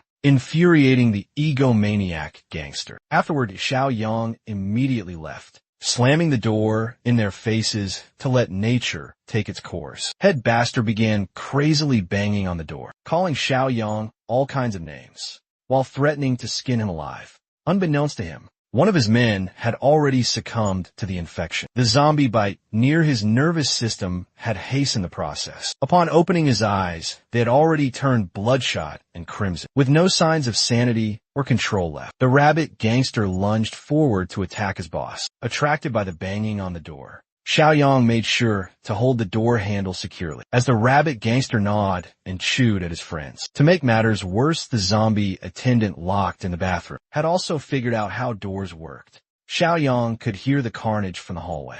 Curious, one of the KTV employees hesitantly approached Xiaoyang, and he urgently tasked the employee to get the keys and lock the door, not letting anyone enter. They were also to call the police and paramedics, citing a case of rabies flu inside the room. Hearing the seriousness in the young man's voice and the mention of rabies flu alarmed the employee. He was in a daze, so Xiaoyang had to yell at him a second time to act fast, as they didn't have time to dilly-dally. The KTV room was securely locked from the outside, with the unintelligible grumbles of the rabid gangsters audible from the hallway. As for Zhang-Chi and friends, Xiaoyang invited them to follow him for now, leaving the KTV employees to deal with the aftermath of what had just transpired. The employee who locked the door couldn't help but be creeped out by the inhuman noises coming from inside. One of his colleagues curiously approached, asking what the chaos was about. The mention of rabies flu would alarm anyone who heard it, and so they decided to run to the security room and check out the live security footage. As soon as they arrived at the security room, the live feed showed the stuff nightmares are made of. It was a gore fest of rabid monstrosities, feasting on their dead friends. The insanity in their eyes was terrifying as they gnawed on flesh and blood. Even the girl was not spared, her face bitten and eaten. This footage certainly lit a fire under the security team. To call the cops meanwhile, Xiaoyang warned the college friends that the area was not safe anymore and that they must leave as soon as possible. Not sure what to do, they willingly entered Xiaoyang's car and they went on their way to the off-grid base camp. Zhang-Chi thanked Xiaoyang for helping them against those thugs, but they still hadn't been properly introduced, so he was a little apprehensive. Xiaoyang formally introduced himself and lied about the fact that he had been hired by an anonymous employer to protect Zhang-Chi. The coward of the group curiously asked if the rabies flu was confirmed, as he had seen people debunk the hoax on the internet not too long ago. Xiaoyang simply cited what they had seen back in the KTV room. There was no other logical explanation for it. Glasses fearfully asked if there was any medicine or vaccine against this rabies flu. They were talking about Xiaoyang, stared at the boys from the rearview mirror while driving, and gave it to them straight. The disaster wouldn't end, and it would only get worse. In other words, they were already in the midst of the apocalypse. Speaking of the apocalypse, they just happened to pass by more blatant evidence of what was happening. At the side of the road, an infected man was chasing after a pedestrian. Fearing for his life, the current situation in the city could still be considered just a small outbreak in isolated areas, as the majority of infected people were still in the incubation phase. But sooner rather than later, the epidemic would spiral out of control on a massive scale. If the boys wanted to survive, they had to listen to everything Xiaoyang said from now on, fearing for their lives and feeling indebted to the reliable stranger. They promised Brother Yang that they would listen to him, rescuing and gaining.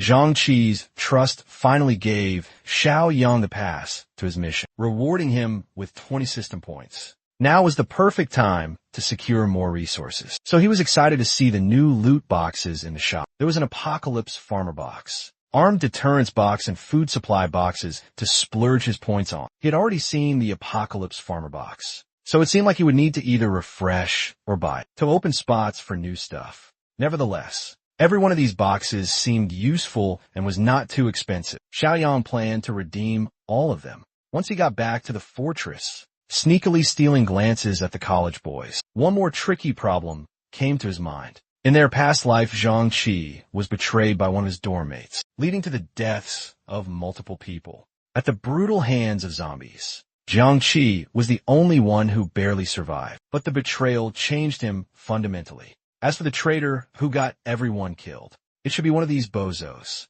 sitting in Xiaoyang's back seat on the other side of town. She calls it honey, but it's her lifeline, not a tree. The so-called, which paced nervously, promised supplies never came. Her zone, descending into chaos, fights over crumbs, eyes in the dark. She couldn't wait any longer. Something had to give. The sucker kept on promising that he would bring stuff over as soon as he was able. Suddenly, a knock on her door nearly gave Suijing a heart attack. She hung up the phone and slowly approached the entrance. With bated breath, carefully peering through the peephole, she finally saw who was on the other side. She sighed in relief as she led her witch friend Xiaoya in. Xiaoya also felt uneasy when she heard that the old grandpa, named Lu from the building's first floor, had been taken away earlier today. Taken away by a police car and an ambulance, trying to keep the matter on the low. It made sense as Cui Jin could hear all the chaos from downstairs. Earlier that morning, the girls were starting to believe that the rabies flu news was not just some scare tactic. As for Li Shuxiang's promised supply delivery, it still had not arrived. Xiaoya had already warned Suijing that the greasy Shuxiang couldn't be trusted, but they could at least Use Xuxiang to ransack Jiang Xiaoyang's large stockpile of supplies, enough to make a fortune in the middle of the epidemic. The last time, Xiaoyu failed to seduce the guy and got kicked out by Xiaoyang. She sent one of her simps to keep an eye on him in secret. So she received reports of trucks regularly dropping supplies at that abandoned factory he refurbished. That would only make sense if Xiaoyang somehow knew about the upcoming epidemic early on. And so, the two witches devised a plan to use Xu Xiang to ransack the place, taking a cut of Xiaoyang's riches by force. Xiaoyang pulled up to the base camp without encountering any further problems. Along the way, the boys also got out of the car, taking in the view of what Xiaoyang had impressively built. In such a short time, Jiang Qi could not hide his excitement and amazement at the unbelievable scale of the base camp. It would be more appropriate to call it a fortress at this point. Xiaoyang just smiled at his old friend's reaction. That's pretty much how everyone reacts at first sight. The noise of their car also prompted the other tenants of the fortress to check things out with their weapons in hand. Grandpa and Sean were just glad to see Xiaoyang return in one piece. The young man assured them that he was fine and called the boys over to introduce them as the new members of the fortress. Well, he only knew Jiang Qi, so he just referred to the other boys as Jiang Qi's classmates. Grandpa Shengbo and Shan cheerfully introduced themselves too, welcoming the newcomers to the safety of the fortress. Then Xiaoyang tasked Grandpa Shengbo with taking a few guys to show them around the area and explain their rules and regulations in detail. Glasses couldn't help but feel like they had just entered some military base camp. Before touring the place, the coward meekly demanded everyone's attention. First, he asked if they could be issued some weapons too, so they could contribute to defending the massive place. Xiaoyang shot him a glare of suspicion. They had not been here for a whole hour, and the guy was already requesting to be armed. Wasn't that Susie Glasses whispered to Yim, the coward, to stop being so eager to get weapons, as they were the newcomers here. Demanding something like that requires a degree of trust first. To shut Yiming's demands, Xiaoyang promised that everyone would get weapons in a few more days. Also, Qin Chang's head injuries were severe, so he should be checked in the medical room first for treatment. After a few hours, the boys finally managed to shower off the booze and the tension from the life or death scenario. Yiming turned to Glasses and annoyingly asked why he had stopped his demands for weapons. Earlier, he reckoned that if Glasses had not intervened, maybe they would have guns in their hands right about now. The audacity of this coward to stand up and make a speech about how it would be best to be protected, given the current situation, was laughable without firearms. He even compared being in this fortress to being under house arrest. Thankfully, Glasses had some common sense and gratitude for being saved from the jaws of the infected. Yiming continued trying to sow a sense of distrust among his classmates, putting Xiaoyang's background into question, as the guy only claimed that he was hired by an anonymous client. For protection, Yiming rightfully poked holes in the story, as it did not seem to make any sense. He gritted his teeth and brought up Chun Chang's treatment too. Xiaoyang promised to monitor their buddy's injury, but the medical room had more security features than a prison cell. Yiming spouted the poisonous idea that Xiaoyang might be conspiring to harvest their friends' organs in that sterile room without them knowing. So he was determined to recruit more dumbass to his cause and strike first against their savior. Glasses heavily opposed the idea, not wanting to betray Xiaoyang after he had taken them to safety. Yiming asserted that he would rather betray the world than let the world betray him. So he wanted to take over the fortress and seize control of the entire area. Besides them and that Xiaoyang guy, there was only an old man and a young girl. Yiming reckoned that if Xiaoyang went away, they could capture the old man and the girl. The girl just happened to be pretty cute too, and Yiming wanted some of that. The boys just looked at him with disgust and contempt. Fortunately, Glasses and Jiang Qi were not that type of guy. Realizing that they weren't biting on his plan, Yiming waved his hand and laughed, playing off what he had just said as a joke that should not be taken seriously. Jiang Qi naively accepted that half-assed excuse at face value. The apocalypse had not even gotten into full swing yet, and Yiming was already scheming about degenerate, lawless deeds. Glasses also added that if Xiaoyang wanted to harvest their organs, they would have been helplessly locked up by now. As the other two exited the showers, Yiming deemed them not worthy of conspiring with. He believed that in chaotic times, One must be ruthless, even though he trembled at the sight of blood. While his buddies were throwing hands with gangsters earlier, Yiming wanted to turn them into lackeys for life once he took over. Grandpa Shengbo reported that Jiang Qi and the others had started settling it. As for the injured Chun Chong, he was also in recovery, as instructed. All doors and windows had also been secured. Xiaoyang thanked Grandpa Shengbo and Shan Shan for their hard work, telling them to get some rest, for they didn't know what tomorrow would be. Before they went, Xiaoyang also warned the two to keep a close eye on Zhang Qi's other two classmates, citing that he felt some traitorous vibes among them in the dead of night. Xiaoyang went straight to his warehouse to settle some stuff. He opened the system's item shop and gave the offerings a thorough inspection. Clicking on all of the offered products, he successfully redeemed the Level 1 Apocalypse Farmer Box for 2 points, the Level 1 Food Supply Box for 5 points, and the Level 1 Armed Deterrent Supply Box for another 5 points, leaving him with 8 points remaining. The Apocalypse Farmer Box contained 50 corn seeds. The Food Supply Box awarded him with 200 kilograms of starch sausage, 100 kilograms of pre-cooked braised pork with preserved vegetables, and 50 boxes of pickled cabbage noodles.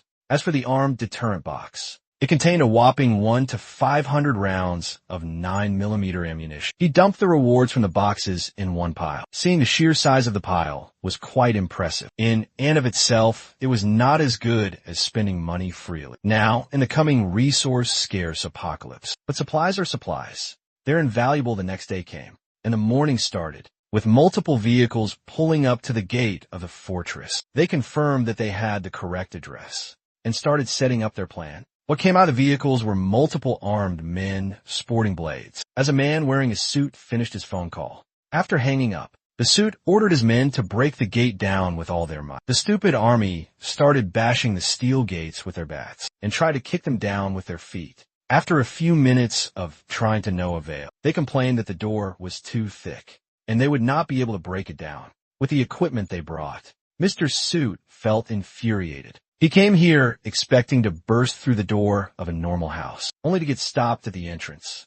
So he ordered his men to bring out the big guns, and they hurriedly carried off wooden crates filled with their secret weapons, instead of explosives or high-caliber guns. The contents of the crates were actually multiple wine bottles. The stupid army fashioned them into handy Molotov cocktails and started chucking them over the gates. The rain of fire just landed in the yard, not even reaching the apartment complex on the other side. Still, the Molotov cocktails caused quite a stir as they burned high and bright. First thing in the morning, after blindly tossing the fiery wine bottles all over the place, some had finally managed to hit the roof of the outer apartment complex. Shan Shan, Zhang Qi, and the others finally noticed what was happening and came out with fire extinguishers and buckets of water in hand. Xiaoyang had already warned them about something like this. The disaster had not fully hit yet, and extreme situations were already unfolding. While the youngsters dealt with the fire, Xiaoyang and Grandpa Shengbo emerged from the warehouse with an assault rifle and a shotgun, respectively. They went straight to the watchtower to get a visual of the villains, causing chaos and looking for trouble outside the gate. Upon arriving at the top, Grandpa Shengbo commented that the guy in the suit and the car at the forefront seemed awfully familiar if you remember correctly. It was the guy who had a road rage incident with them on the highway a few days ago. One of the thugs finally noticed someone standing on the watchtower. From afar, he immediately notified his boss that the one they were looking for had finally shown his face. The little punk who had dared to provoke him on the road. Mr. Suit screamed and cursed at the top of his lungs, making sure that his sentiments and insults would be heard from way up the tower. He threatened to burn the doghouse down if Xiaoyang didn't come out. The young man calmly responded by giving Mr. Suit and his lackeys 5 minutes to get the hell out of his property. Or else these gangsters did not respond well to threats. They just heard a brat telling them to piss off, which got them riled up. The time for words had passed,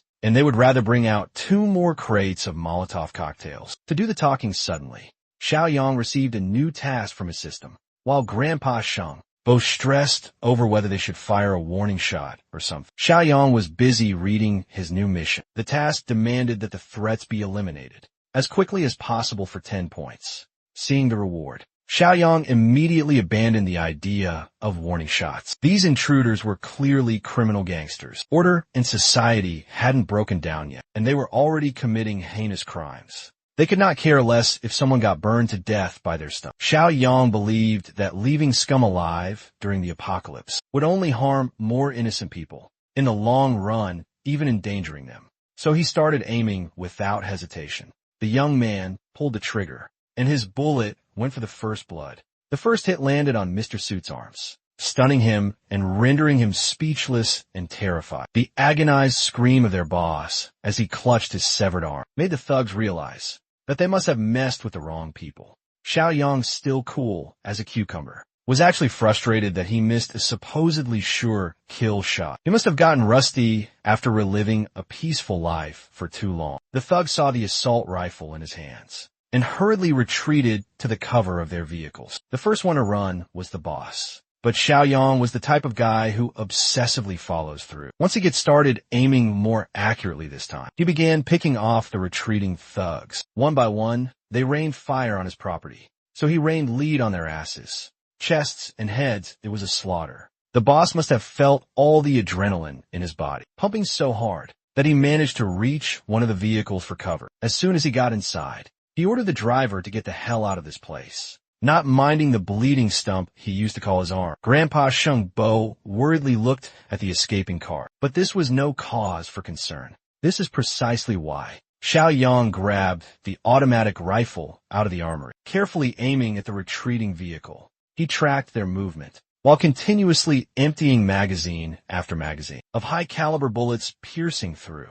Grandpa watched as the young man continuously aimed fire, emptied his load, and reloaded without a single wasted motion. The way the kid hip fired and reloaded was so smooth that even during his military service, Grandpa Sheng Bo had never seen someone so efficient. After emptying a few more magazines, things finally quieted down in the vicinity of the fortress. The fires had also been successfully extinguished. Corpses of thugs littered the road, leading directly to the fortress gate. The getaway vehicle was busted and broke down. Everyone inside was riddled with bullets. Xiao Yang nonchalantly ordered Grandpa Shanghua to call Zhang Qi and his buddies to come out and clean up the dead gangsters. At the front door, on second thought, there might be a better way to make use of this little incident, since it's still the early days of the apocalypse. Maybe he could let the corpses below mutate into zombies and use them as practical targets to develop Zhang Qi and Shan Shan's combat prowess. So he told Grandpa to ignore his previous command and leave the thugs lying dead in the middle of the road for his more extensive plans for the future. Not far from the fortress,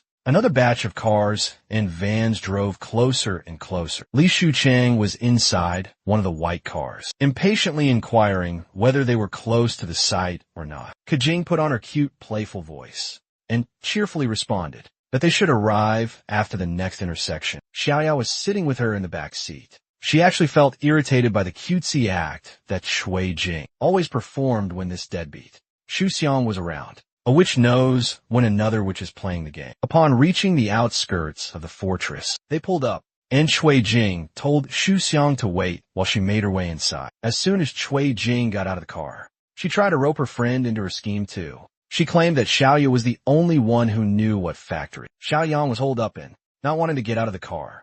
Xiaoya claimed that it was the factory up ahead, which was pretty hard to miss. Besides, her shoes were not fit for walking too far. But Shui Jing was quite persistent. She even went as far as dragging her friend out of the car, ignoring her pleas to even get her phone. Ultimately, Xiaoya was forced to tag along with her witchy friend, even though she really did not want to get involved any further. Back in the car, Li Shushang called his boys to get ready. At any moment, he would take the lead.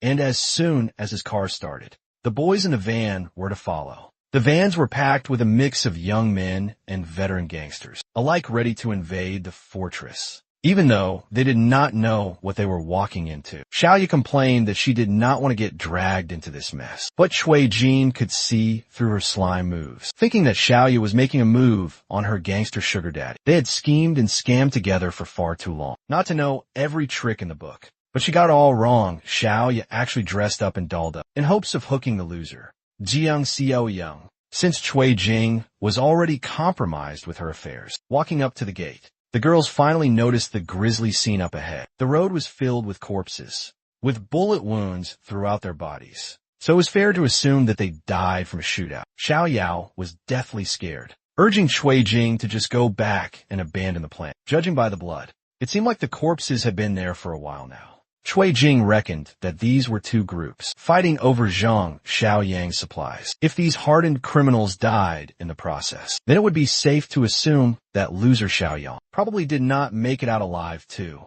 It didn't really matter if he died. They just needed the priceless supplies. Xiaoyu, being the voice of reason, wanted to let Li Shushang and his boys handle this mess. But Cui Jing wanted to sneak over and see if the factory gate was locked. Unbeknownst to the girls, the gangster corpses had already started mutating with the inherent virus in their system. Despite the piles of corpses littering the road, the conniving witches still had the guts to go up to the door. To enact their plan, Xiaoya could not see a way to open the locks, as the gates were sealed to the utmost tightness. Even the view of the inside compound was blocked. At least this should mean that Xiaoyang was safe and not vulnerable to getting scammed. Their fruitless effort to enter the facility came to a halt when someone called them out from the outpost near the entrance. It was Shan putting on a tough front. She aggressively asked the ladies how they had found this place. Xiaoyu started talking gently as if she were an old friend, while telling the gate guard that the two of them were friends. Of Xiaoyang, Cui Jing even boldly claimed that she was his girlfriend. To make sure of what was happening, Shan turned around and informed Xiaoyang that there were two witches outside the gate, with one of them claiming to be a girlfriend. As soon as Shan vanished from the outpost, Cui Jing immediately started accusing her ex of changing his attitude because of a new younger girl. But Xiaoya knew that they couldn't afford to cause chaos so soon. Also, the woman stationed at the gate had a crossbow equipped. The witches were confident that the deadbeat, Li Shushang, would be able to pull the heist off. He brought a few handguns, and all the girls had to do was get the gates open. As soon as Xiaoyang came to the watchtower and saw the two worst women in his life, his fury was palpable secretly. He used his mind's eye to appraise their status. Xiaoya quickly put on a performance, telling him that they were just concerned and checking on Xiaoyang. Things had been so chaotic, so she tried to appeal to his pity, all while fostering negative emotions underneath, as seen by the mind's eye's vision. Of course, Xiaoyang did not bite. He was not as clueless as he had been before he correctly realized that the scumbag, Li Shuxiang, must be nearby waiting for a signal. He even taunted the ladies by asking them what kind of weapons they had brought. The foxy duo was speechless. They had not even gotten into the compound, and their plan was already figured out. To make matters worse, Xiaoyang started raining bullets on the spot they were standing on, making them dance in fear for their lives. While they were calling him crazy for being so trigger-happy, Xiaoyang just looked down at them as he emptied a magazine. Xiaoyang was naturally scared of the firearm and wanted to take a calmer and non-provocative approach. But Cui Jing was too hell-bent on treating her ex like a spineless simp, which was all she ever knew. But they were mistaken if they thought Xiaoyang would just gun them to death. In front of the gate, that would be too easy a death for evil people. What he had in store for them was gorier and more intense, something grimmer and bone-chilling. The groans of the undead made their presence known behind the ladies. The army of gangsters turned zombies had started reanimating at once. In these early days, they still referred to this phenomenon as the rabies flu. Zhang Xiaoyong watched all of this unfold from the comfort of his watchtower. He could not take his eyes off the much-needed demise of these two witches at the hands of zombies. Leading the zombie pack was still the cowardly suit guy. They might be undead now, but he still wanted the spotlight. The first three that reached the gate area dove in with their whole bodies, desperate to get a bite of fresh flesh. The ladies managed to avoid the monsters. Halfway through their frantic run, Li Shuxiang started hearing their voices urgently calling his name, as if their lives depended on it. Well, that was because it did. Behind the girls were the aggressively rabid undead. With the intensity of the chase, it would only be a matter of time before the zombies caught up. Shouxiang looked out of his car's window and saw the rabies flu people chasing after the girls. It freaked him out. In fact, it freaked him out so much that he started ordering his men to turn around as quickly as possible and drive away from the infected. Shouxiang's gang quickly did what was ordered and hurriedly pulled away from the commotion, leaving the girls behind to their own devices. Qijing's stamina and speed were subpar, and she was on the verge of being turned into a healthy, carnivorous lunch, but she refused to die a gruesome death. Without an iota of hesitation, Cui Jian threw her purse forward, targeting the much faster Xiaoyang while cursing her name. The straps of the purse coiled around the girl's ankle, and it was literally downhill from then on. She tripped and fell face first on the pavement, injuring her whole body in the process and stifling her escape. As soon as she was knocked down, the zombies automatically changed their targets to the helplessly knocked down. They got their hands on her, and the teeth quickly followed. It was a hungry bloodbath in the middle of daylight. Xiaoya had her flesh torn off in multiple parts, but the pain of it was secondary to the pain of being blatantly betrayed by Cui Jing.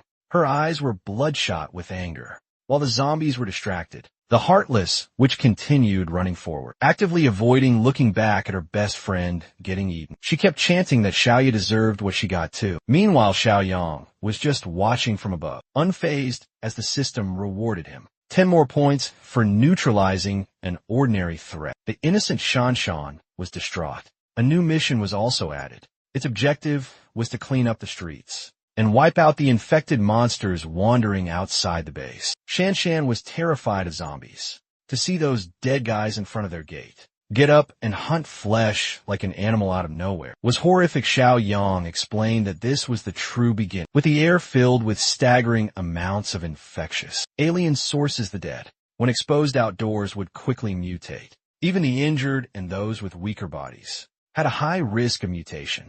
He was done watching the clown show on the road. Xiaoyang wanted to get everyone together and have an urgent meeting. It did not take too long to assemble everyone. With all the members of the fortress present, Xiaoyang addressed the room. He believed that in the next 2 days, they must stay indoors as much as possible, with the windows and doors sealed shut. That way they could let their bodies gradually adapt to the infection, to greatly reduce the risk of mutation. Zhang Qi brought up their brother Chong, who was currently unconscious inside the urgent care room. Speaking of Chong, his head wound had gotten better after the basic procedures, but he still had not regained consciousness. Instead of his mind going back, it was starting to look like the infection inside his body was going to win. He subconsciously resisted the spread of mutation, but it was far too fast and intense, as it visibly rampaged through his veins. In the city, pandemonium had officially descended, as chaos and violence filled the streets. Some people were trying to get away.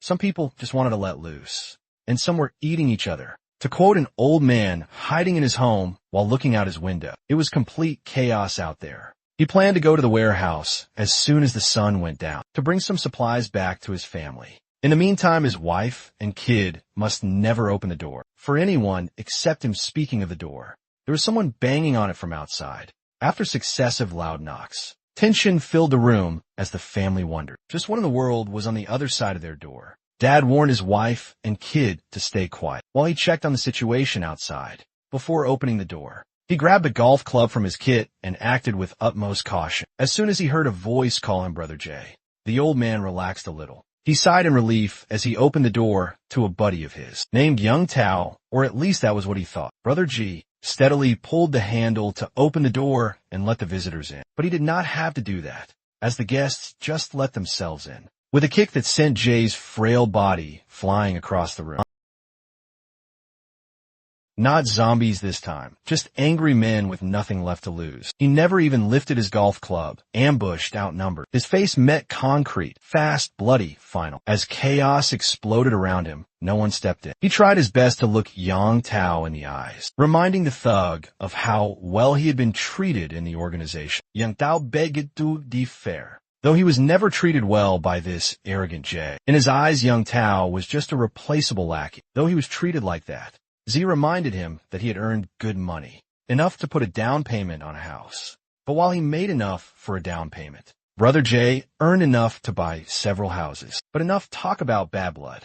The thugs came all the way out here for some warehouse keys and an address. She gritted his teeth in frustration. He was in no position to negotiate with these thugs at all, seeing as he was still being stubborn. Yang Tao slowly made his way to where the wife and kid were standing. He pulled the wife by the hair and dared Zai to look at the cruelty. The little kid's instincts kicked in, and he charged at the strange man, hurting his mom given the difference in size and strength. All the kid could do was bite the thug, while tears of fear streamed down his face. Not only was it ineffective, but it also earned him a crisp slap courtesy of Young Tao. Seeing his family getting pushed around, Brother Jay angrily dared Yang Tao to come at him instead of his wife and kid. Yang Tao assured him that the mom and the boy wouldn't be harmed any more than they had been. As chaos exploded around him, no one stepped in, and so the group rolled out with a hostage in tow. It did not take them too long to reach the so-called warehouse. They hurriedly opened the mechanical door to reveal its contents. In front of them were a handful of scattered supply boxes, far from a volume that the thugs were expecting to harvest. Well, that was because they had sold almost everything, even near expiry food, to a big client. Thinking of Jiang Xiaoyong,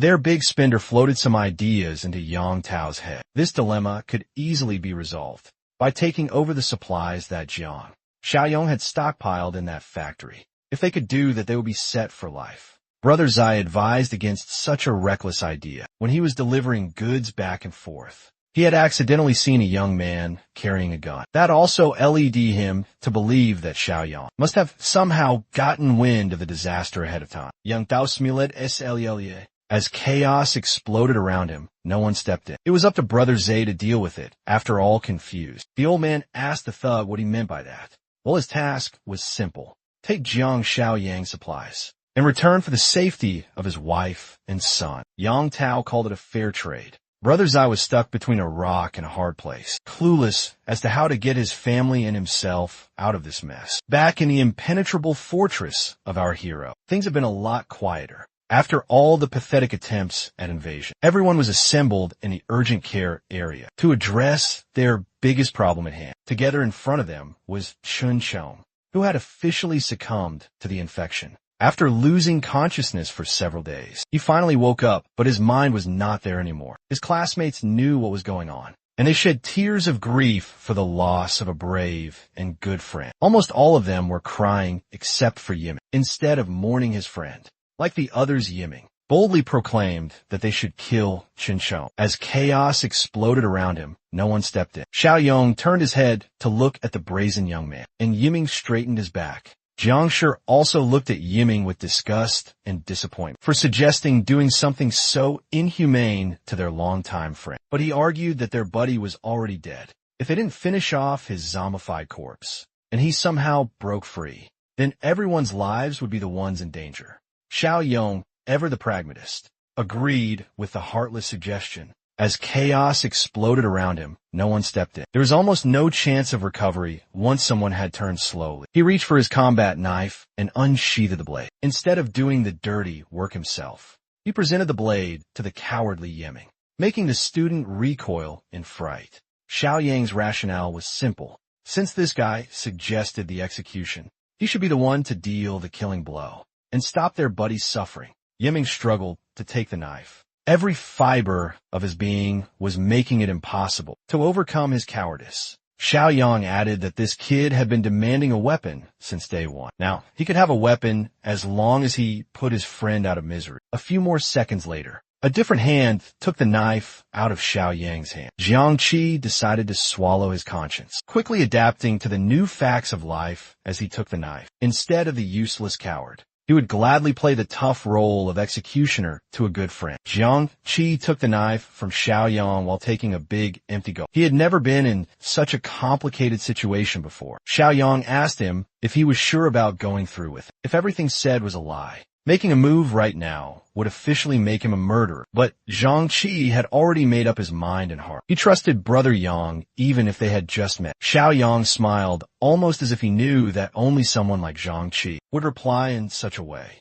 So he gave his green light to finish the zombie off. Zhang Qi walked to the bedside and took a minute to look at his friend's condition, with tears forming in his eyes. He raised the knife above his head and aimed it at Chun Chong's flesh. He fully intended to cut the throat, but was stopped in the nick of time. A few more inches and blood would be spewing all over the place. All of Zhongqi's force and emotion were at the tip of that knife, but Xiaoyong decided to intervene at the last second. Confused, the student looked to his brother for the answer. As chaos exploded around him, no one stepped in. The answer was simple. The system gave Xiaoyong a curious assessment. For now, he ordered everyone to head out. As chaos exploded around him, no one stepped in. A zombie that still had its uses. That was because Chun Chong had transformed into a rare, mutated variant. This discovery was massive. Everyone left the urgent care unit and went on to do their own things inside the fortress. The only ones left in the room were Xiaoyang and the mutated zombie, desperately trying to get a bite of his fleshy meat. Chun Chong was behaving exceedingly aggressively. One look at his veins,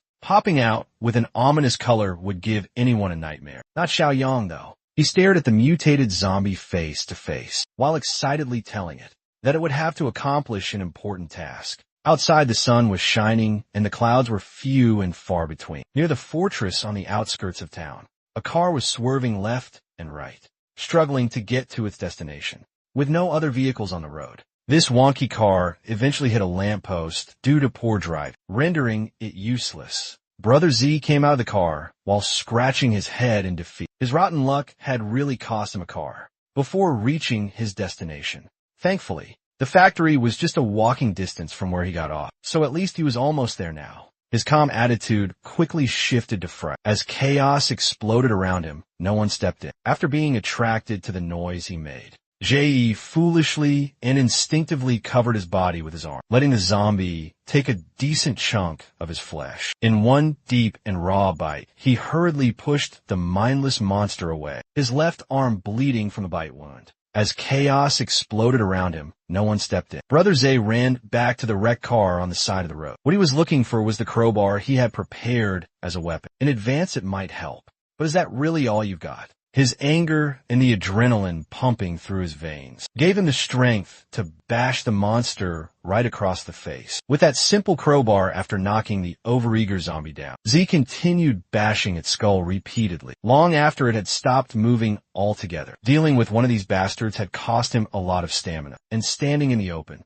while more zombies marched to his position was not a good game plan. He couldn't linger here, so Joe walked closer to the factory, while his body uncontrollably shivered. It must have been the virus that was starting its rampage inside his body because of that bite. The front gate of the fortress was filled with stationary zombies, waiting for their next prey and conserving energy. To avoid all that trouble, Xiaoyang quietly opened the side door for today's mission. Behind him was the rest of the crew, equipped with their preferred weapons.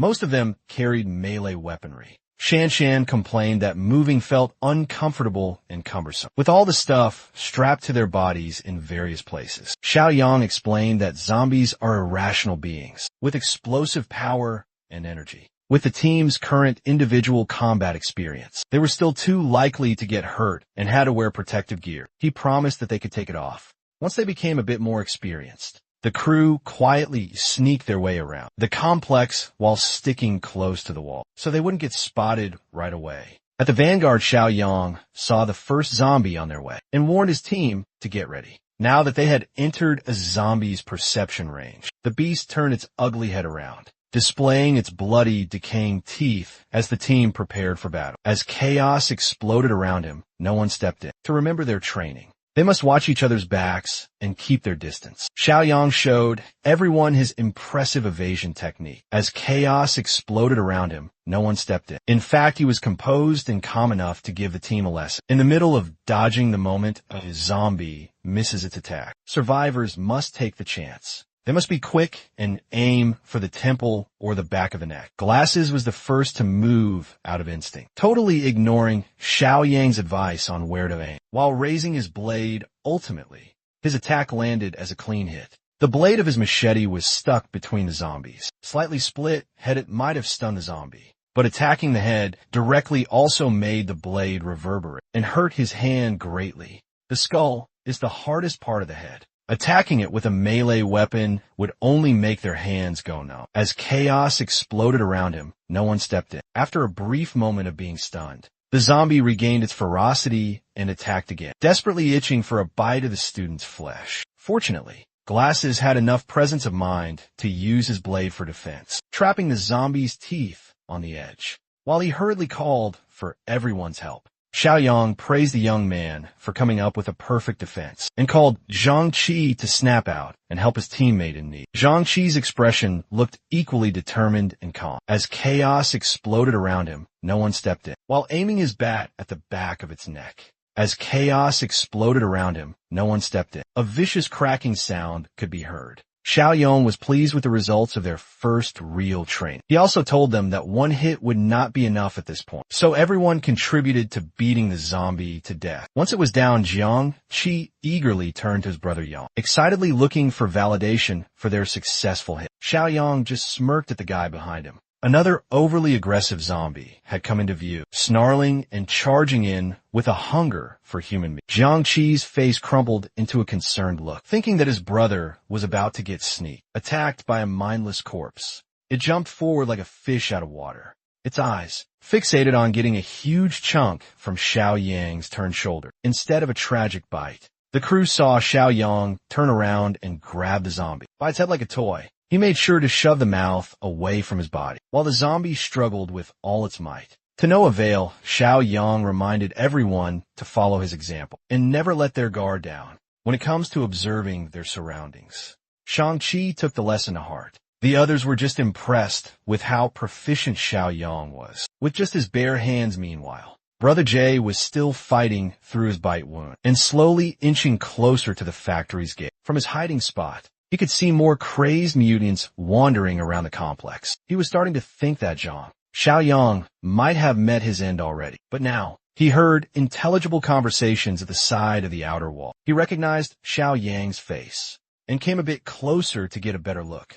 He used the van in the lot as a cover. Peeking through the van, he saw Xiao Yang and a crew of strangers hunting crazed mutants, brutally bashing one's head in with every hit, unbeknownst to the desperate gangster. Something was lurking under the van that he thought was safe. It was none other than Xiaoya, or at least what was left of her. She might have pulled up with so much makeup that even a zombie infection did not change her face that much. She desperately reached for Brother Jay's foot, clinging and refusing to let go. Her sudden grab caused Ji to fall on his ass, scared of whatever was crawling under the vehicle. When he finally got a look at what tugged on his leg, his eyes widened in fear. Xiaoya opened her torn apart mouth, her throat producing a guttural roar, and her clothes were tattered.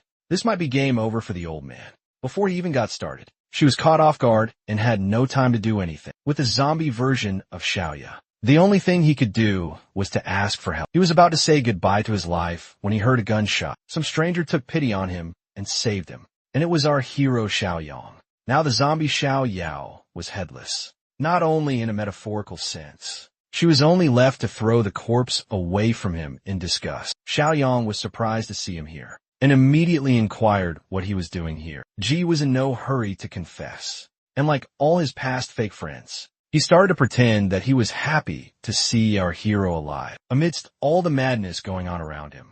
But as soon as he got closer, Xiao Yang noticed a bite on his arm. Ji himself, under the effects of adrenaline and shock, didn't notice it, but Xiao Yang pointed it out clearly with the muzzle of his automatic rifle and ordered him not to come closer. At that moment, Zhu realized that it was all over for him, but he was not going to give up for the sake of his family, and asked Xiao Yang not to shoot yet and to listen to his request. Our hero was ready to listen to him, but on the condition that he would not come any closer. She grabbed this last chance to help his family. He knew he was already infected, and it wouldn't be half a day before he would turn into one of those crazy mutant zombies. But he had one last request for Xiao Yang. That bastard Yang Tao had kidnapped his wife and son, and was now using them for blackmail, to force Jie to find a way to infiltrate Xiao Yang's base and seize all his resources. She admits that he's not a nobleman himself, but even he's never done anything so terribly evil in his entire life, let alone his innocent wife and son. She feared more than death that those animals with young Tao in charge would not spare his wife and son. Their fate would be worse than his own after he turned into a zombie. So Zij just begged our hero to take care of them, at least because he helped Xiao Yang stockpile supplies. Xiao Yang knew this greedy bastard well, and that he had helped him only for his own benefit back then. But he had to admit that Ji had saved him a lot of time. Xiao Yang thought about what was the right thing for him to do. There is still plenty of room in his fortress, and the number of men is much higher than women. Breaking the balance, fortunately, he didn't have to hesitate for long. A notification came from the system about a new mission. The mission was called Entrust the Wife and Child, and to fulfill it, he had to rescue Jay's wife and child. He could get even more points for this task. than for clearing up the zombies near the fortress. Now Xiao Yang agreed to take care of Jay's family without a doubt. The former thug just couldn't believe such kindness and cried. He even bowed, realizing that he could not repay such kindness in this life. But he promised that in the next life, he would be Xiao Yang's faithful servant.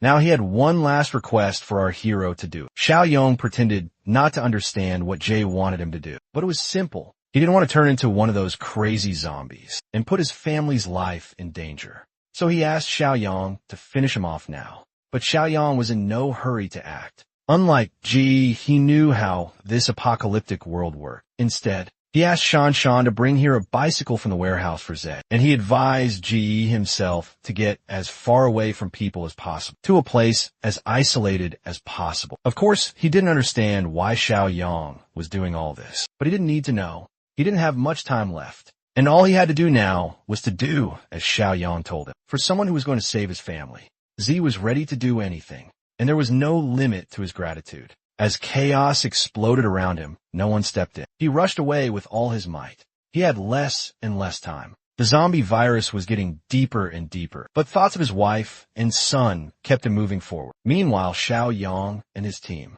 had finished clearing out the zombies near the base and gathering them all in a pile, poured fuel on them, and set them on fire. It was a hard day, and they were all exhausted. But now the burned zombies will never come back to life. Now Xiao Yang's team had enough experience and strength to kill one zombie with a melee weapon without taking damage. And Xiao Yang has certainly completed the task with more points. However, when it comes to small groups of zombies or even hordes, our hero's team is definitely not ready to deal with them yet. Xiao Yang advised them all to hurry back to the fortress. There he LED them all to the armored gate of the warehouse and addressed Shanbua with an important task. He would have to keep the keys to the weapons warehouse in his possession, while Xiao Yang went into the city that night. The safety of the fortress would be in his hands. Xingbo accepted such a crucial task. However, he was wondering what our hero was going to do at night by himself, in a city that had turned into a complete madhouse. His old friends were also not going to let him go alone, and wanted to go with him. Yiming only was not thrilled with such an idea. Xiao Yang quickly calmed their enthusiasm. There was no reason for them to go. After all, they were not at all prepared for such dangers. If they went, they would only become a burden. It was much more important to protect the fortress and not let anyone inside. And in this, he counted on Shengbo for the operation to rescue Jay's wife and son. Xiao Yang took a solid supply of melee and ranged weapons in his car. He was also going to buy more loot boxes from the system store, but it was empty. Xiao Yang was frustrated that the store was updating so slowly because he needed the improvements right now. So he had to manually update the store to prepare for the tough mission. There were now 3 new supply boxes: Black Tech Life, Saving, and Arm Deterrent. The Black Tech supply box was the most expensive, but the most annoying thing is that the price of manually upgrading the store has increased to 4 points. So he had to be careful with that, because every time the price of upgrading would go up. Fortunately, the boxes in the store were very cool, and our hero had just enough points to buy the most expensive one. However, after buying it, Xiao Yang has only 6 points left. As chaos exploded around him, no one stepped in. A blinding light shone in the car. Xiao Yang was rewarded with a physical enhancement serum that could increase his strength by 5 points. Xiao Yang tried to recover after being blinded by such a sudden flashbang, but all his displeasure immediately disappeared when he realized what he had received. A bonus of 5 points of strength at once was not bad, so he used it right away. The process was a bit painful, but the result was worth it. Along with this boost, Xiao Yang's strength score rose to 13 points, which was about 2.6 times stronger than a normal person. Meanwhile, at Jay's home, things were not calm. His wife was trying to comfort her son, telling him that there was nothing to worry about, because their daddy would take care of everything. But the thugs LED by Yang Tao thought otherwise. They got tired of waiting and burst into the room. The terrified wife asked in horror what they were going to do, but the answer was obvious. Yang Tao was going to have fun. We all know what the dirty bastard was going to do. And the saddest part was that no one in this apocalyptic world was going to come to her screams. At least that's what Yang Tao was counting on. We pick up the story with these thugs. tearing Xiao Li's clothes without a hint of shame, while her desperate son struggles to shove one of them away, trying to save her mother from getting clapped in front of him. Right at that moment, the guy with the ponytail, known as Li, shows up. As chaos exploded around him, no one stepped in. One of the goons answers, saying they're about to have some fun, and invites Li to join it. But the ponytail guy tells him that the job isn't finished yet, so there's no time for messing around. They better focus and get to work. The goon gets annoyed and asks why it's a problem, since they've done this kind of thing many times before. The ponytail guy gets pissed off to see this horny gorilla, not catching the gist of the situation. He reminds the goon that he's messing with Zhang, Xingjia's wife. And kid, he warns the goon that if she can't handle it and tries to kill herself, Zhang Xingjie will have nothing left to lose. He'll come after them all, and nobody's getting out of that alive. He gives the horny gorilla some hope, saying that once they deal with her husband, they'll come back and work her to the bone, not letting her rest for a single day. The horny gorilla calls Li party pooper for ruining the mood, but he decides to take the advice anyway. With that, the goons start walking out of the room. One of them shoots her a creepy look, telling her to wait for her turn. The mother and son are left helpless with nothing to do but cry. As chaos exploded around him, no one stepped in. And in these desolate roads, our boy is cruising in his car. He's deep in thought, reflecting on his recent gains. With 13 points in stamina, he's now got more than twice the strength of an average person, and his reaction time and control have improved significantly. He's zooming through the cluttered streets, drifting his car around corners, feeling the rush of adrenaline with every turn. The entire place is crawling with zombies, so our boy decides it's time to get out of the car. The city center is ahead, and driving would attract too much attention, so it's time to go on foot. Just then he hears roars. He turns around and sees two zombies charging at him. But our guy isn't fazed. He dashes to avoid the direct hit, locks his shoulder into one of the monsters, and throws it hard enough to knock over another zombie. Quickly, he summons his sword and charges at them once again, going full throttle with one swing. Both zombies lose their heads. In an instant, these zombies have become nothing more than punching bags for our boy to test his newfound strength and reflexes. He's amazed at how easily he's overpowering them now. There's no doubt in his mind that he's gained more than twice the physical strength of an average person. On top of that, his instincts have sharpened, and with his enhanced hearing, he can tell that the place he's looking for is only about 800 meters away. Meanwhile, a group of zombies is relentlessly banging their heads against the window door of a grocery store. Inside, the survivors are doing their best to fortify the front gate, piling heavy objects in front to keep it secure, hoping it'll hold long enough for them to figure out a way out. The terrified brat asks his father if they're going to die here, to which the father tries to reassure him, saying that these sons of witches can't get in, and even if they do, it's still a win because they'll be reunited with his mother. Of course, the father's words don't offer much comfort, and the brat starts crying even louder. The officer gets annoyed and can't believe what the father just said. Without thinking it through, he's irritated by the brainless nonsense this father told his son. But the sassy father shoots back, saying if he had enough brain cells to think before speaking, he would have been a property manager by now. Even the officer starts to worry that they might actually die here. Just as the tension peaks, they hear gunshots. One of the zombies clinging to the door has its head obliterated, and the brat falls to the ground in shock, while the father is left clueless about what just happened. A whisper from the shadows, "Stay quiet or they'll hear you." They crept to the gate, hearts thumping like drums, bodies everywhere, silent, unmoving. Someone cleaned house, so they moved carefully, like prey sensing a bigger predator. The brat starts shouting something about a mutant. The father quickly asks what he's talking about, and the son explains that it's a stronger and faster version of a regular zombie, just like in the comics, novels, and games. The father gets annoyed by his entertainment-obsessed son and snaps back at him, wondering how he can still be talking about games and stuff, even in the face of danger. He's now sure that this is why his son always had the worst grades. The officer turns to the father, telling him to stop bickering, and asks how the hell grades are relevant right now. He urges them to hurry up and keep a close watch on their surroundings, since they don't want that mutant to ambush them. Don't forget that this father's name is Old Song, so we will be calling him that.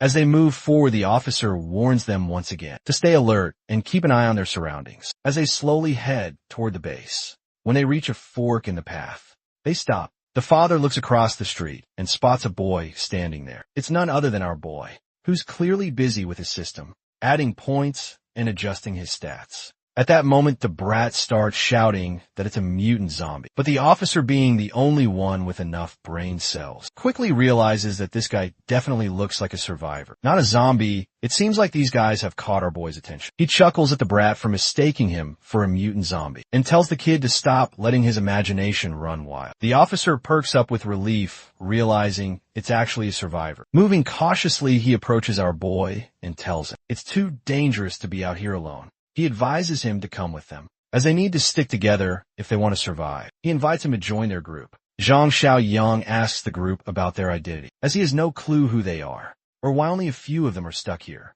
While scanning the area, the officer explains that they're out looking for supplies, and that there are still quite a few civilians gathered at Rongxian Garden. The mention of Rongxian Garden triggers a memory for Zhang Xiaoyang, and he recalls that there's a junior mansion nearby, not far from where they are now. Old Song agrees, saying it's just across the street. He then tells John to come with them, stressing that there's strength in numbers. Officer Lee has a gun, and with their experience dealing with mad zombies, they're confident they can protect him.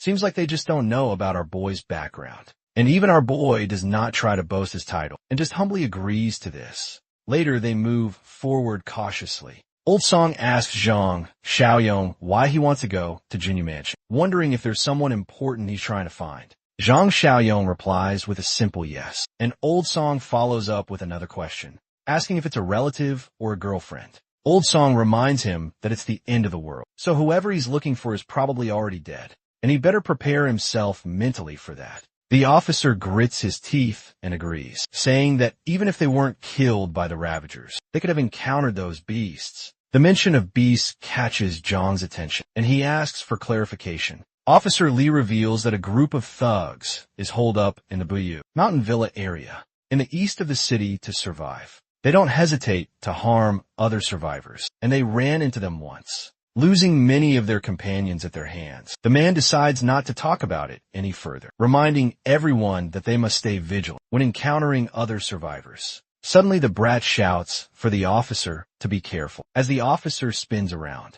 he notices a zombie lunging at him. The officer quickly takes it down with a few well-placed shots. Officer Lee pants heavily after the close encounter, his heart racing as he thought he was done for. However, it seems the gunshots have attracted the attention of nearby zombies, and the officer quickly falls into panic mode. But right at that moment, he spots an abandoned bus. Everyone rushes toward the bus. Zhang Xiaoyang grins as he thinks ahead of them. In his mind, running recklessly could attract even more zombies. But the bus as a closed shelter is perfect for defense. The only downside is that if it falls, there's nowhere to retreat. After weighing the pros and cons of the decision, Zhang decides to give this emergency plan a score of 7. Everyone has already made it into the bus, when Officer Lee tells him to hurry and keep up. At that moment, Zhang Xiaoyang jumps into the bus, and Officer Lee quickly slams the door shut behind him. The officer warns everyone to be cautious and check each seat for any hidden Ravagers. But the brat quickly shouts that the zombies are not giving up. They're still gathering outside. Officer Lee grits his teeth in frustration, realizing that despite their fast escape, the zombies are still hot on their trail. The zombies begin banging on the bus, trying to break in with each passing second. The number of zombies increases, and the officer does his best to keep the gate closed. But it looks like this is just too much for the poor officer. That's when Zhang extends his hand and slams the door with such force that the zombies are pushed back, and the door is completely sealed. Officer Lee is left stunned, his jaw hanging in disbelief at such incredible strength. Zhang Xiaoyang then comes up with a plan and states that he's blocking the door to keep it shut and suggests that they should smash the windows and fight back. Surprisingly, the officer agrees and decides to place some faith in Zhang Xiaoyang. At that moment, they shatter the bus windows, and zombies trying to cling to the bus are struck on the head by Old Song. The others assist Old Song, making sure he doesn't topple off while hanging out the window. Officer Lee, however, is holding back on using his bullets, as he doesn't have many left, and wants to reserve them for when things get dire. That's when Zhang Xiaoyang pulls out a crossbow and tells Officer Lee to use it. The officer is bewildered Not understanding how this guy seemingly pulled the bow out of nowhere, John casually explains that he just picked it up earlier. With that old song, an officer Lee joined in, using the crossbow and their own strength to clear out the zombies. After a while, they managed to defeat all of the zombies, and finally, they make it out of the bus they had been using as shelter. The brat, feeling absolutely confident and full of himself, believes they've just turned a dangerous situation into a safe one. He's convinced this can't be a coincidence and that they must be the children of fate in this apocalypse. My guy then tells everyone to stay cautious and not make the same careless mistakes again. Meanwhile, back at the fort, everyone is hoping that things go smoothly for Zhang Xiaoyang. Lu Yiming decides to keep watch that night. The glasses guy asks why he's suddenly so enthusiastic, and Lu Yiming, annoyed by the teasing, tells him to stop talking nonsense. He reminds him that he had always been sincere with his duties. The fatty quickly gets humbled by his friend's reaction and asks why Lu Yiming is getting so worked up over a bit of banter. Regardless, Uncle Shang decides that since Lu Yiming is taking charge bravely, everyone else should head back to their rooms and rest so they can make the most of Yiming's help. Uncle Shang then advises Lu Yiming to wake everyone up immediately if anything happens as the night deepens. Lu Yiming sits idly reflecting on how late it's got, knowing that everyone must have already gone to sleep. He decides to get back to the main goal he's focused on, wanting to settle things before our boy returns. Meanwhile, the old man sleeps soundly, with the key of the weapon room lying near his pillow. The old man doesn't even notice when Lu Yiming quietly opens the door to enter. As Lu Yiming approaches the old man's bed, he reaches out to grab the key, but to his surprise, the old man proves to be more alert than expected, waking up just before Lu Yiming can grab it. The old man asks what the hell he is doing, but before he can get any more words out, he receives a solid punch to the face from Lu Yiming. With the key now in hand, Lu Yiming runs as fast as he can while the old man calls after him, demanding the key back. The commotion wakes others up, and the old man quickly reports to everyone that Lu Yiming has taken the key to the weapons room. They all run as fast as they can to catch that bastard, but the idiot throws a bunch of stuff in the way while running. Everyone chasing him stops right there. It's pretty hilarious though, because they could easily jump over these obstacles, but they just stand there like game characters, refusing to enter a restricted area. Lu Yiming notices the nursery room on his way and figures he might as well go all the way, since he's already doing this. He heads into the room where Chun Chong, the zombie, is lying on the bed strapped down. As he tries to approach, the zombie suddenly retaliates with its free hand. Lu Yiming is taken aback, because the second hand was supposed to be tied down, and he wonders if they made the straps too loose when they bound this freak. This actually makes him even happier though, because it saves him the trouble of untying the zombie. Meanwhile, the others finally make it past the obstacles, and what they find in the corridor is far from pleasant. They're frustrated that Lu Yiming went out of his way. This will let Chun Chong out of the infirmary. The old man is regretting not realizing sooner that Lu Yiming was such a snake. But Shan Shan tells him there's no point in regretting now. They need to focus on what to do next. Since all their weapons are locked in the warehouse, they should start by making sure that this zombie gets locked. Back in the infirmary, Uncle Shang decides to use the method Zhang Xiaoyang taught them earlier. Stay careful and avoid letting the monster bite. With that in mind, they start walking toward the zombie. Zhang Qi quickly grabs the bastard by the neck, while the other two help hold its hands down. The old man contributes highest out of all, pointing towards the infirmary and telling them to drag the zombie back. With a countdown of 3, they push the zombie back into the infirmary and lock the door as securely as they can. Once the zombie is locked inside, one of them wonders if it's just him, or if restraining the zombie wasn't as hard as expected. Everyone else shares the same thought, but the old man reminds them that they've wasted so much time here. That little brat must have gotten all the weapons by now. Right at that moment, Lu Yiming shows up and questions the old man's audacity to call him a little brat. Sadly for everyone, the bastard finally has a gun in his hands. However, he seems annoyed by the fact that the storeroom only had one weapon, but he figures this one will be enough to deal with all of them. After he takes care of everyone, he'll take his sweet time searching for the other weapons. Lu Yiming points his gun at them,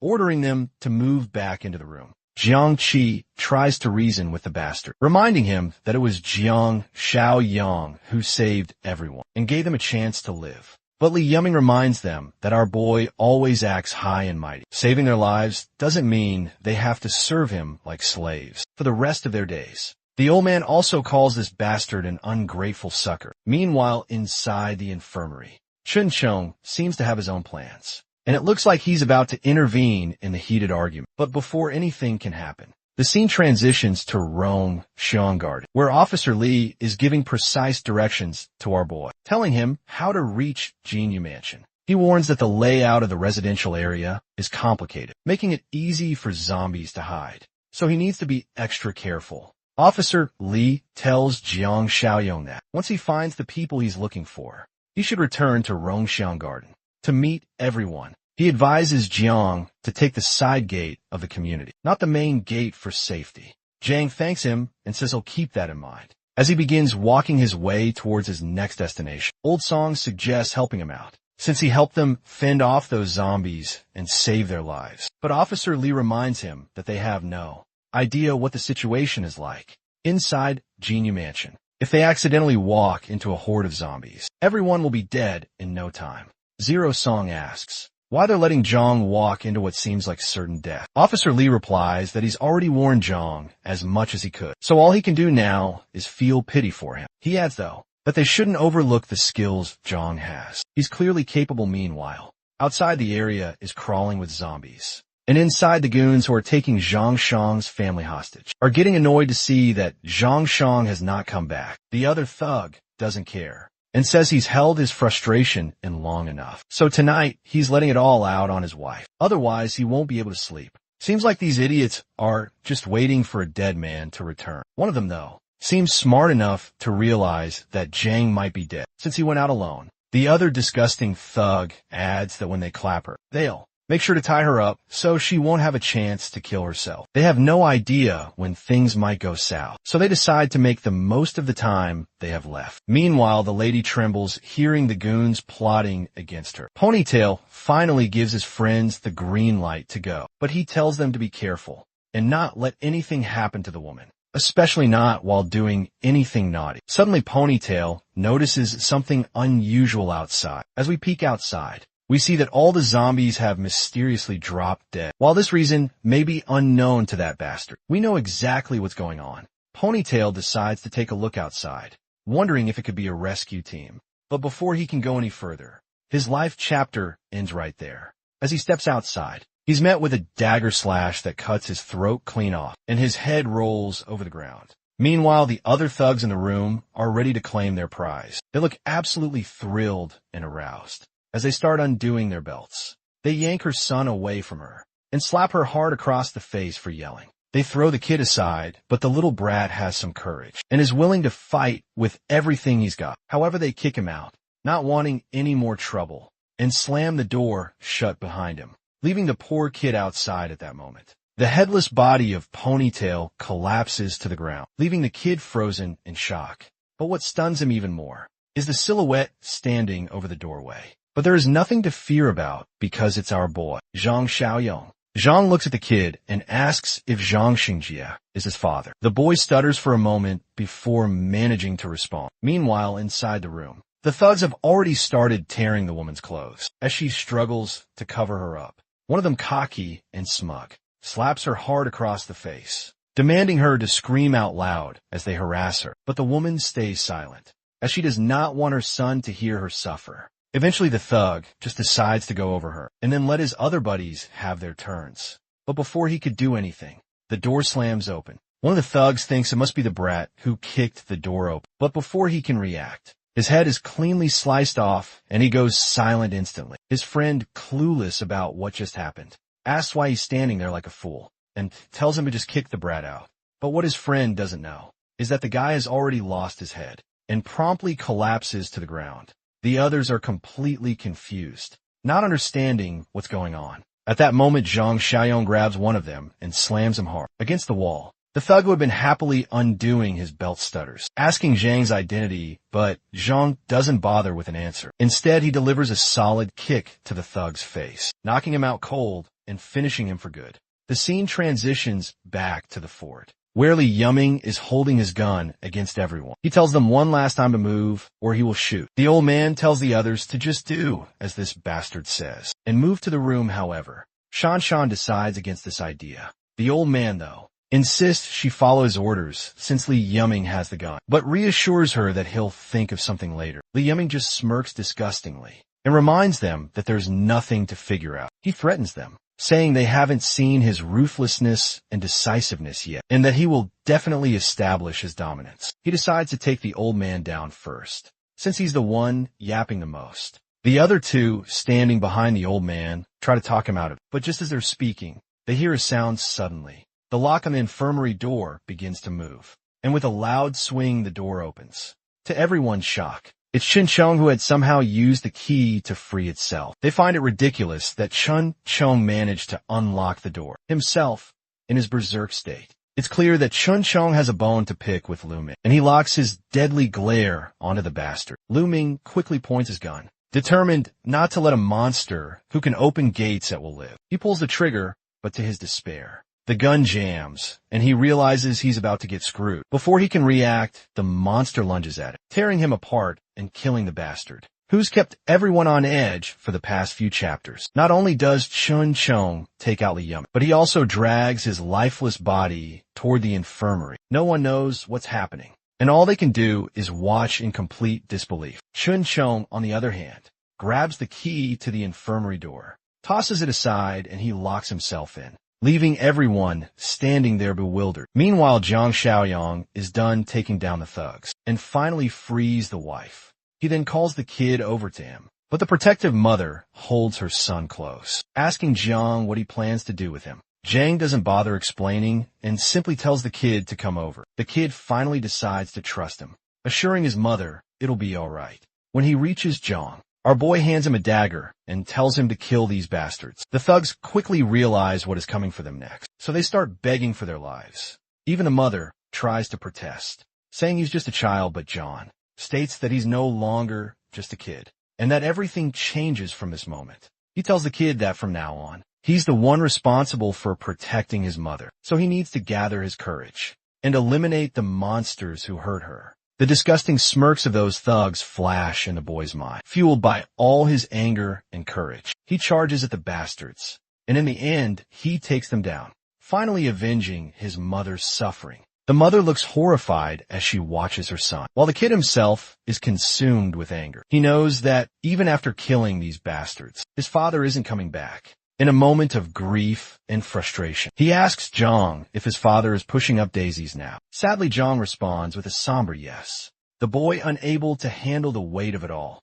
throws the bloodied knife to the ground. He rushes toward his mother and hugs her as tightly as he can, seeking comfort in her embrace. The mother, desperate to keep her son safe, pleads with Zhang to take him with him, offering to do anything he wants in exchange for her son's safety. But the boy, determined to stay by her side, says he wants to protect her. But Zhang invites both of them to come with him. He reveals that he had promised Zhang Shengjia that he would keep them safe. With that assurance, the mother and son followed Zhang closely, walking past the dead bodies of the defeated thugs. The kid looks scared to see those bodies, and he is even more scared about the monster who killed these guys. Jiang, with his usual calm, replies that it was he who took down all of them. By the way, let's not forget that this kid's name is Shuai, and his mother's name is Shaoli. Suddenly, Jiang gestures for them to stop. Sensing some suspicious sounds nearby, he turns to Shaoli and asks if she knows where Building 8 in Banyan Garden is. The mother responds by reminding him that it's the same direction he is currently facing, and asks him why he's asking about it. The scene then shifts to Building 8, where a group of looters stands outside, demanding supplies from everyone. Inside, they assure the residents that they will spare them if they surrender their resources. Inside, our team is hiding in the apartments, debating whether they should give in. Officer Lee quickly shoots down the idea, saying that the looters are animals who won't keep their word and will kill everyone except the women. The thugs outside continue shouting, giving everyone just 10 minutes to cooperate or risk being killed. Inside, one of the women thinks about going outside to beg the looters to spare them, but the other protests, refusing to become a plaything for those animals. But the gorilla silences both of them, telling them not to worry. He assures them they aren't planning to surrender, and tells them to guard the hallway, confident that the looters won't be able to get past them. Meanwhile, the gang leader of looters outside smirks to himself, thinking about how well armed they are. His lackey, however, knows their strength isn't enough to force their way in, as the leader of the survivors inside is armed. Not to mention they are hiding, making it even harder to force their way inside. But the leader just smiles as he says, they don't need to force their way through. Instead, he orders his men to cut off the water supply to the first floor apartments and waits to see how long they'll hold out while these thugs plot their tactics. Zhang Xiaoyang stands nearby watching these guys sneakily. Shuai innocently asks if these are bad people, to which John responds positively. It's both humorous and ironic that Shuai is asking such an innocent question, especially considering he's the one who just killed 3 grown men with a dagger. One might expect some solid character development from the kid, but he still seems to have his childish charm. Jiang then reminds Shuai that these are the same kinds of people who bullied his mother, and that's why they need to be dealt with. Meanwhile, Officer Li tells everyone to guard the stairs and stay hidden, as he plans to check out what these guys downstairs are up to. Officer Li then walks over to the window and sneaks a peek outside, noticing that all 7 of them are armed, with 3 of them packing guns. But then a loud bang echoes through the air, catching Officer Li off guard.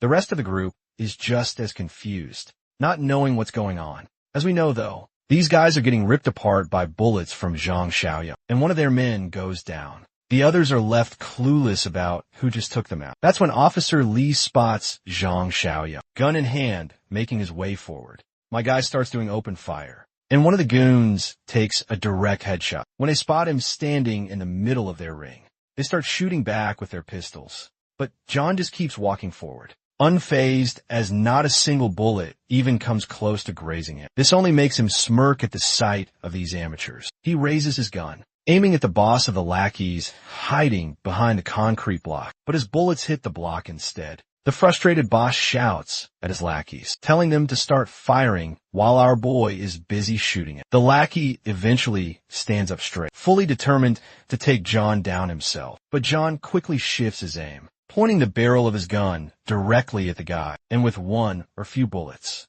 he blows the bastard's head off. The leader of the squad sneers from behind the concrete block, feeling smug as he thinks Zhang must be out of bullets by now. Confident, he decides to make his move, aiming his gun at Zhang, but Zhang Xiaoyang meets his gaze with a cold, unwavering stare, standing tall right in front of the guy. As soon as the thug pulls the trigger, Zhang moves his head with lightning speed. Avoiding the shot, he grabs the thug's arm, the one holding the gun, and in a fluid motion aims the same gun right under the bastard's neck. Without hesitation, Jiang pulls the trigger, sending a bullet through the guy's head.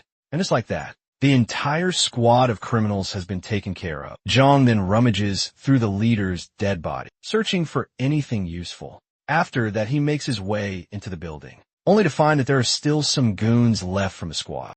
The thugs charge. No fear, no hesitation. They're desperate, like hyenas circling a lion. But Zhang, he doesn't flinch, doesn't blink. He stands tall, an unmoved wall in a collapsing world. And all that breaks the silence are 3 quick gunshots, each perfectly placed, dropping the thugs on the spot. Watching all of this, Shuai is over the moon with excitement, clearly impressed with how our boy handled the fight. He can't help but admire him even more. Right then, a system task appears in front of our boy, revealing his next objective, which is to recruit survivors from Rongxiang. Completing this task promises a reward. Zhang Xiaoyang asks about these people, and Officer Li responds, explaining that they are from the Bikue Shan villas, located to the south of the city. Officer Li then quickly calls over the 2 yellow-jacketed men, Lu Chao and Chunji, telling them to brief Brother Yang about Bikue Shan, since they ran over from the south. The 2 yellow-jacketed guys reveal that the people there are a gang, armed, well-resourced, and holed up in Bakurian villas, taking in nearly all the survivors from the south. This makes Zhang Xiaoyang pause. Thinking back to his previous life, he wonders if Baekishan could be where Li, Shuxian, and Qijing settlements were, and whether it could be them who took over. He asks the yellow-coated guys if they're implying that Baekishan is the only settlement left in the south now. The yellow-coated man replies that it wasn't always the case, but the gang had weapons, and the smaller settlements couldn't defend themselves. As they took over each place, they killed half the population, and then abducted the young and pretty women. and anyone who is willing to be complicit. Jiang Xiaoyang is certain about who is behind this. And when Officer Li hears his confident declaration, he asks what he means by it. Jiang replies that the 3 guys they just took down each had handguns, and he tells them to hold on to them and check for extra magazines, because there's probably more of them out there. He also gives them his rifle and tells Officer Li to keep it, and he'll leave them 5 magazines. Hong explains that the Bakushin crew won't let this go, and with these weapons 10 or so men should not be an issue. Now, he tells them to hold out here for a couple of days, while he reorganizes back home, and then comes back to deal with that shitty crew. One of the men standing there is shocked, and asks if Zhang is seriously planning to take on Bakushin. He points out that there are probably dozens strong, if not more, and it's no small task to go up against them. Officer Li tries to convince Zhang that's not worth the risk for them. He suggests that they just find another place. Our boy reassures Officer Li not to worry about it, because he already has some beef with a Big Wish and crew. Besides, in a few days, he plans to return with a bigger vehicle to evacuate everyone to the east of the city, near the old Tea Leaf City. He's building a stronghold there, and will need people to help with that. Zhang turns and walks away, offering a casual goodbye and telling them to take care of themselves. He also takes Xiaoli and Shui with him. The scene transitions to a darker, more ominous setting. Dead bodies lie scattered around, and outside a lone guard is on duty. The place he's guarding is none other than Bikue Shan. Inside the mansion, we see the people running this gang. Wen Gay with his orange hair is the boss of this place, and he asks why they haven't dealt with the supplies at the Yu Entertainment Center yet. Xiao Li, the overweight man, responds during a meeting saying he's already sent people over, so they should be back by now. But little do they know those people have already been wiped. The other guy, known as Kai Ji, addresses the fatty and reminds him that there are quite a few high-end affiliates living over at Jinyu Mansion. They can't just take the supplies from the entertainment center without consequences. Xiao Li assures him that his people are already instructed to bring back anyone alive. The boss looks furious and openly expresses his disappointment with Xiao Li, frustrated that he still hasn't completed a single task assigned to him. Feeling the weight of Wen's anger, Xiao Li humbly promises that this time, everything will be handled perfectly, while Kai Ji smirks in the background, pleased to see Xiao Li sweating under the pressure. Once Xiao Li steps outside for some air, one of his lackeys notices his sour mood and asks why he looks so defeated. Xiao Li snaps back, asking if the 7 men he sent have returned. The lackey informs him that he sent people an hour ago to check, and they reported back that the whole squad has been wiped out. The news leaves Xiao Li stunned and terrified. He can't believe that regular civilians from Rome Xiong Gardens could take down 3 armed men. In a panic, he commands his lackey Taozi to gather everyone who can handle weapons. This time he's determined not to let the mission fail. Meanwhile, Zhang Xiaoyang finally makes his way back to the base. As soon as Shan hears the sound of the car, she quickly realizes that it must be Brother Yang returned. When Zhang enters the boundary of his fort, the mission window pops up, notifying him that the mission has been completed successfully. Shan greets him, happy to see him back. But Zhang quickly notices that Lu Yiming is missing from the crowd. My guy feels absolutely glad to see that. His hunch about that snake was spot on. Everyone is shocked when they realize that Zhang knew about Lu Yiming all along. Zhang then points to Xiao Li and Shui, asking the others to show them to their rooms, and then meet him in the infirmary. Once he's alone with his party, Zhang explains that he had known from the start that Lu Yiming had ill intentions. While he admits that he wasn't entirely sure it was him, he was certain that one of Zhang Qi's friends was a scumbag. Zhang Xiaoyang then throws a big gun towards Zhang Qi. As Bleachhead catches it and examines the bullets, he quickly realizes they're rubber bullets. The old man's mind clicks and quickly asks about the kid, Chen Sheng, who's inside the infirmary. Zhang strides confidently toward the infirmary, casually mentioning that Chen Sheng isn't an ordinary zombie. Instead, he's a rare mutant. A fact my guy had already confirmed some time ago. He had asked the zombie to blink 3 times, and to his surprise, the zombie complied. Zhang explains that after the apocalypse, those infected by otherworldly sources have a slim chance of becoming rare mutants. These mutants usually possess far greater intelligence and potential than regular zombies. They may even retain fragments of their past memories, and Chen Sheng is exceptionally rare among the rare. Jiang then opens the door And the first thing they see is Chun Chun standing over the head of the man who had been causing trouble. The zombie quickly waves his hand. Upon seeing Jiang Jiang, orders him to stop holding back, saying there's no need to restrain himself, and he should get rid of this bastard now. As the mutated guy begins dragging that snake out, his bleached head friend asks him if he remembers him, and the zombie's feet falter as he stops and looks at Young Chi. No one can figure out what's going on in the zombie's mind. Abruptly, he swings his hand at the bleached head, who barely dodges it in time. It seems that Chun Chong is just messing with his old friend, which explains to Zhang Qi how even as a zombie, he still can't keep his hands to himself. Later, Zhang Xiaoyong is staring at his system screen. Zhang Chai unlocks a hidden achievement titled Mutual Companion, and the achievement is completed,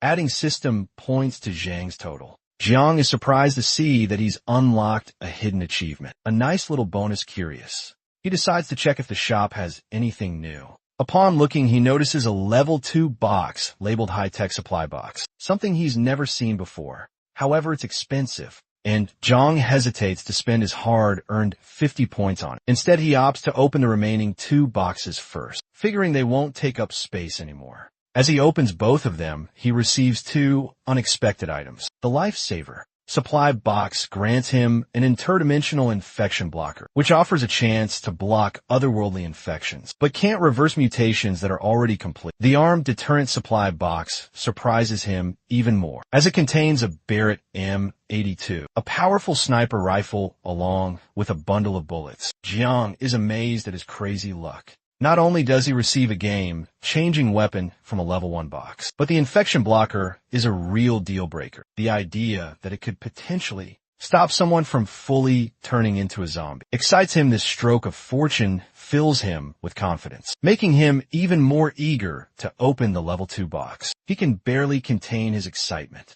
but he knows he has a mission to focus on first. His current task is to recruit survivors from Rongshan Garden, and he's looking forward to completing it tomorrow. Outside, Chun Chong tosses the snake out of their fort's vicinity, since there's no place for traitors like him. As morning arrives, everyone gathers in the training grounds from the old to the young. Each person is armed and ready. John announces that starting today, everyone must spend at least an hour practicing their shooting daily. They begin firing at target bottles, and each hit creates a flash of light. It's impressive to see the cans visibly hit, but not exploding from shots. John turns to Uncle Sean, instructing him to have John Chi gather everyone and clear a few more rooms, as he plans to bring back survivors from Rongshan Garden today. The old man promptly agrees, ready to carry out John's orders. John also orders Chun Chong to accompany him on the escort mission, knowing the mutant zombies' strength and abilities will come in handy. Later, they finally find an abandoned bus, currently overrun by mindless zombies, but John clears the zombies with ease, and Chun Chong helps by throwing the creatures out of the bus as well. Once the bus is cleared, John hands Chun Chong the bus keys, telling him that he can take off his mask if he wants to now, as there's no need to restrain himself. However, he adds that once they reach Rongshan Garden, he should make sure to put the mask back on so he doesn't scare anyone. The mutant guy acknowledges the order with a growl. Meanwhile, at Big Wishan, Shaoli is gearing up to depart for Rongshan Garden, accompanied by a group of lackeys. This time, Xiao Li is personally leading the charge, determined to take down Rongshan Garden once and for all. He refuses to believe that he's going to lose, not with the numbers and weaponry he has at his disposal. Their truck roars to life and speeds out of the compound, headed for Rongshan Garden. After cleaning up and hijacking a random bus filled with zombies, Zhang Xiaoyong hopped on the driver's seat and quickly got to work. He saw a few more zombies clogging the highway, and did not even think of stepping on the brakes for a single second. Our boy mowed through those mindless monsters, like the Giga Chad that he is, with his enhanced reaction speed. He used the bus to drift and swerve through the plethora of abandoned cars, blocking his personal freeway. Back in Rongshan Garden, the high-rise buildings seemed peaceful from the outside. Inside, the group of survivors, led by the reliable cop Big Bro Lee, are currently munching on their rations, careful not to burn through their limited supplies all at once. Their mealtime was interrupted by the loud sound of a car engine. Coming from outside, the kid reckoned that brother Xiaoyong must have come back to rescue them. Thankfully, Big Bro Lee has a good head, Between his shoulders, he grabbed his AK-47 and signaled everyone else to be silent, while he checked out the situation first. With utmost caution, he slowly peeked his head above one of the windows, with a clear line of sight outside. What he saw was not their savior, but a group of thugs hungry for revenge. They're checking their weapons and looking for building number 8. Upon confirmation, the thugs took arms. And upon confirming their target location, Li Shuxiang ordered his men to move out. Big Broly was stressed out, just when he thought they could leave their hiding spot to join Brother Yang's fortress.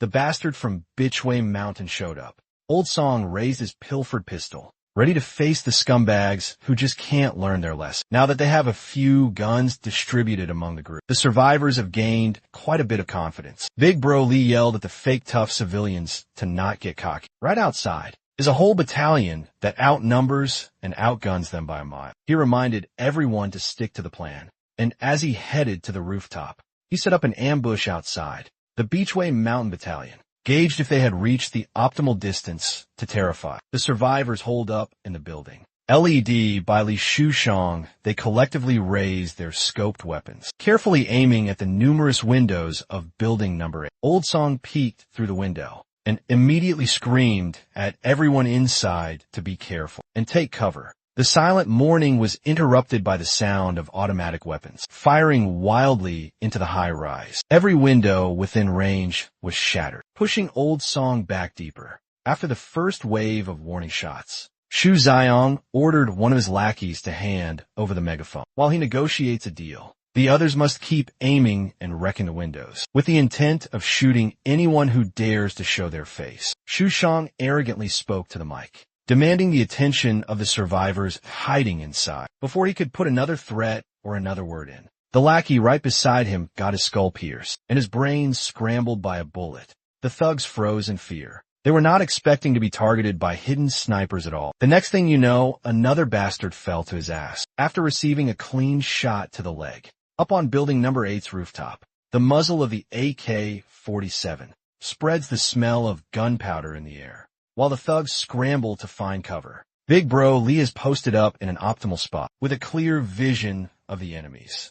Beachway Mountain never could have anticipated that the survivors would have long-range automatic weapons in stock. Shu Chong blamed the intel they received for the fact that the survivors only had one pistol. Even if they pilfered the weapons of the 7 idiots that died last time, there should only be 4-piece shooters. The panicked thugs turned to their boss for their next move, afraid of getting picked off by the unseen threat. The simple answer was to retreat. You see, these bastards are not exactly the sharpest tools in the shed. They took that order literally and scattered like headless chickens, running out of cover instead of waiting for the signal to run together. As you would expect, running in the open streets with a deadly sniper is a recipe for disaster. The cop on the rooftop was as ruthless as he was accurate with that AK. Shu Xiang berated his dumbass lackeys for running to their deaths. He counted down to 3 and the remaining bastards retreated, as if their lives depended on them. That's because it did while his lackeys skedaddled in a panic. Boss Lee remained hidden in his cover wall.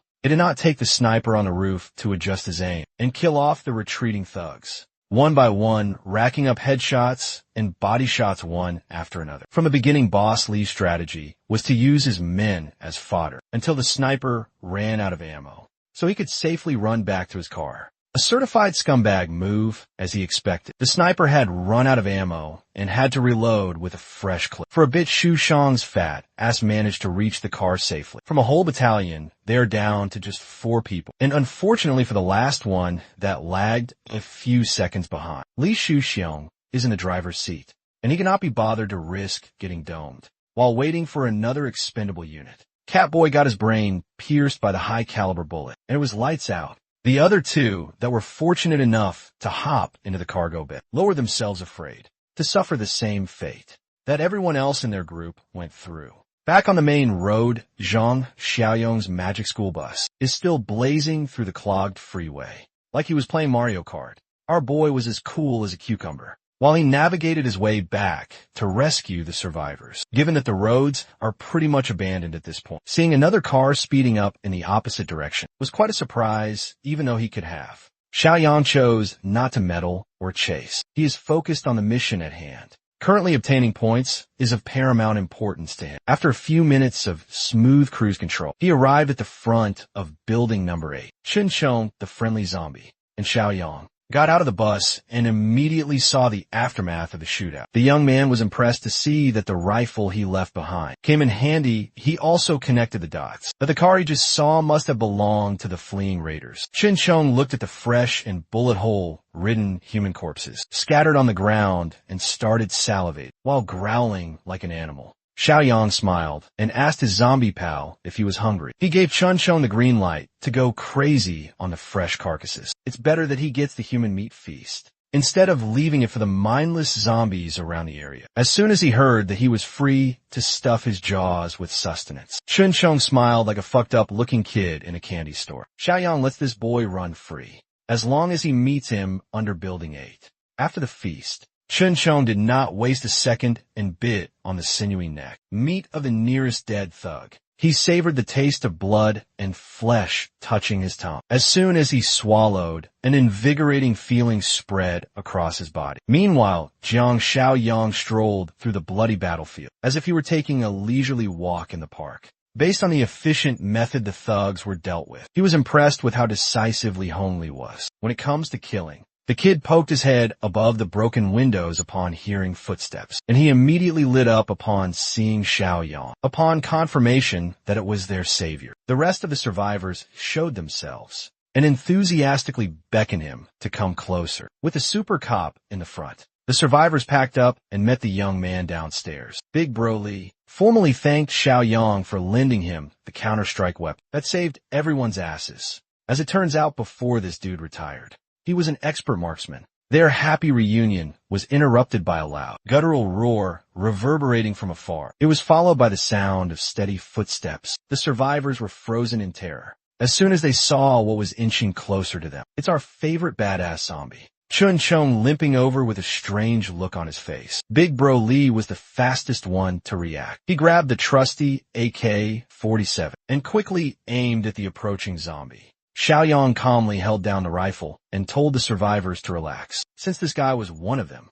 He says the beast is one of them, but everyone is having a hard time believing in such a ridiculous statement. Can you blame them? Xiaoyang directed Chun Chong's attention to the rest of the dead thugs nearby, telling him to fill up on some more free grub.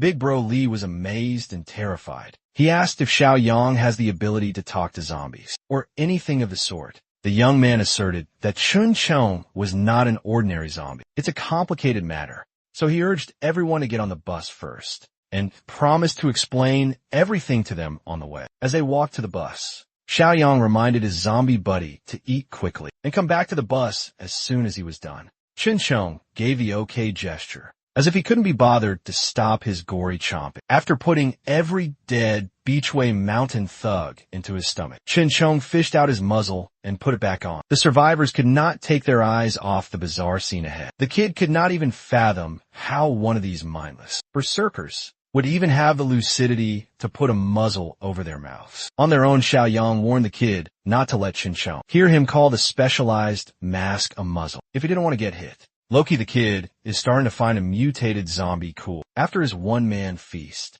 Chun Chong stepped into the bus like a normal chill dude. Upon eating so many people in one go, his mass increased a lot, and the bus noticeably tilted to the side as soon as he got in. This time Chun Chong had even managed to speak slurred words, while he handed the key of the muzzle back to his bro. Even Xiaoyang wasn't expecting that Chun Chong would gain the ability to speak so soon, even if it was just a single word. He ate a total of 6 corpses and must have started evolving further. Right now, Xiaoyang's primary concern is getting everyone back to his home, turn to convert his points and strengthen the settlement. He sat in the driver's seat and warned everyone to hold tight as he drove from 0 to 100. Real quick back in Beachway Mountain's headquarters, Li Shushang had to report his failure back to his superiors. He was berated for being an idiot who couldn't accomplish anything. He tried to plead his case to Boss Lin. He tried to wash his hands of any fault, as he received inaccurate intel going into the raid. He wasn't informed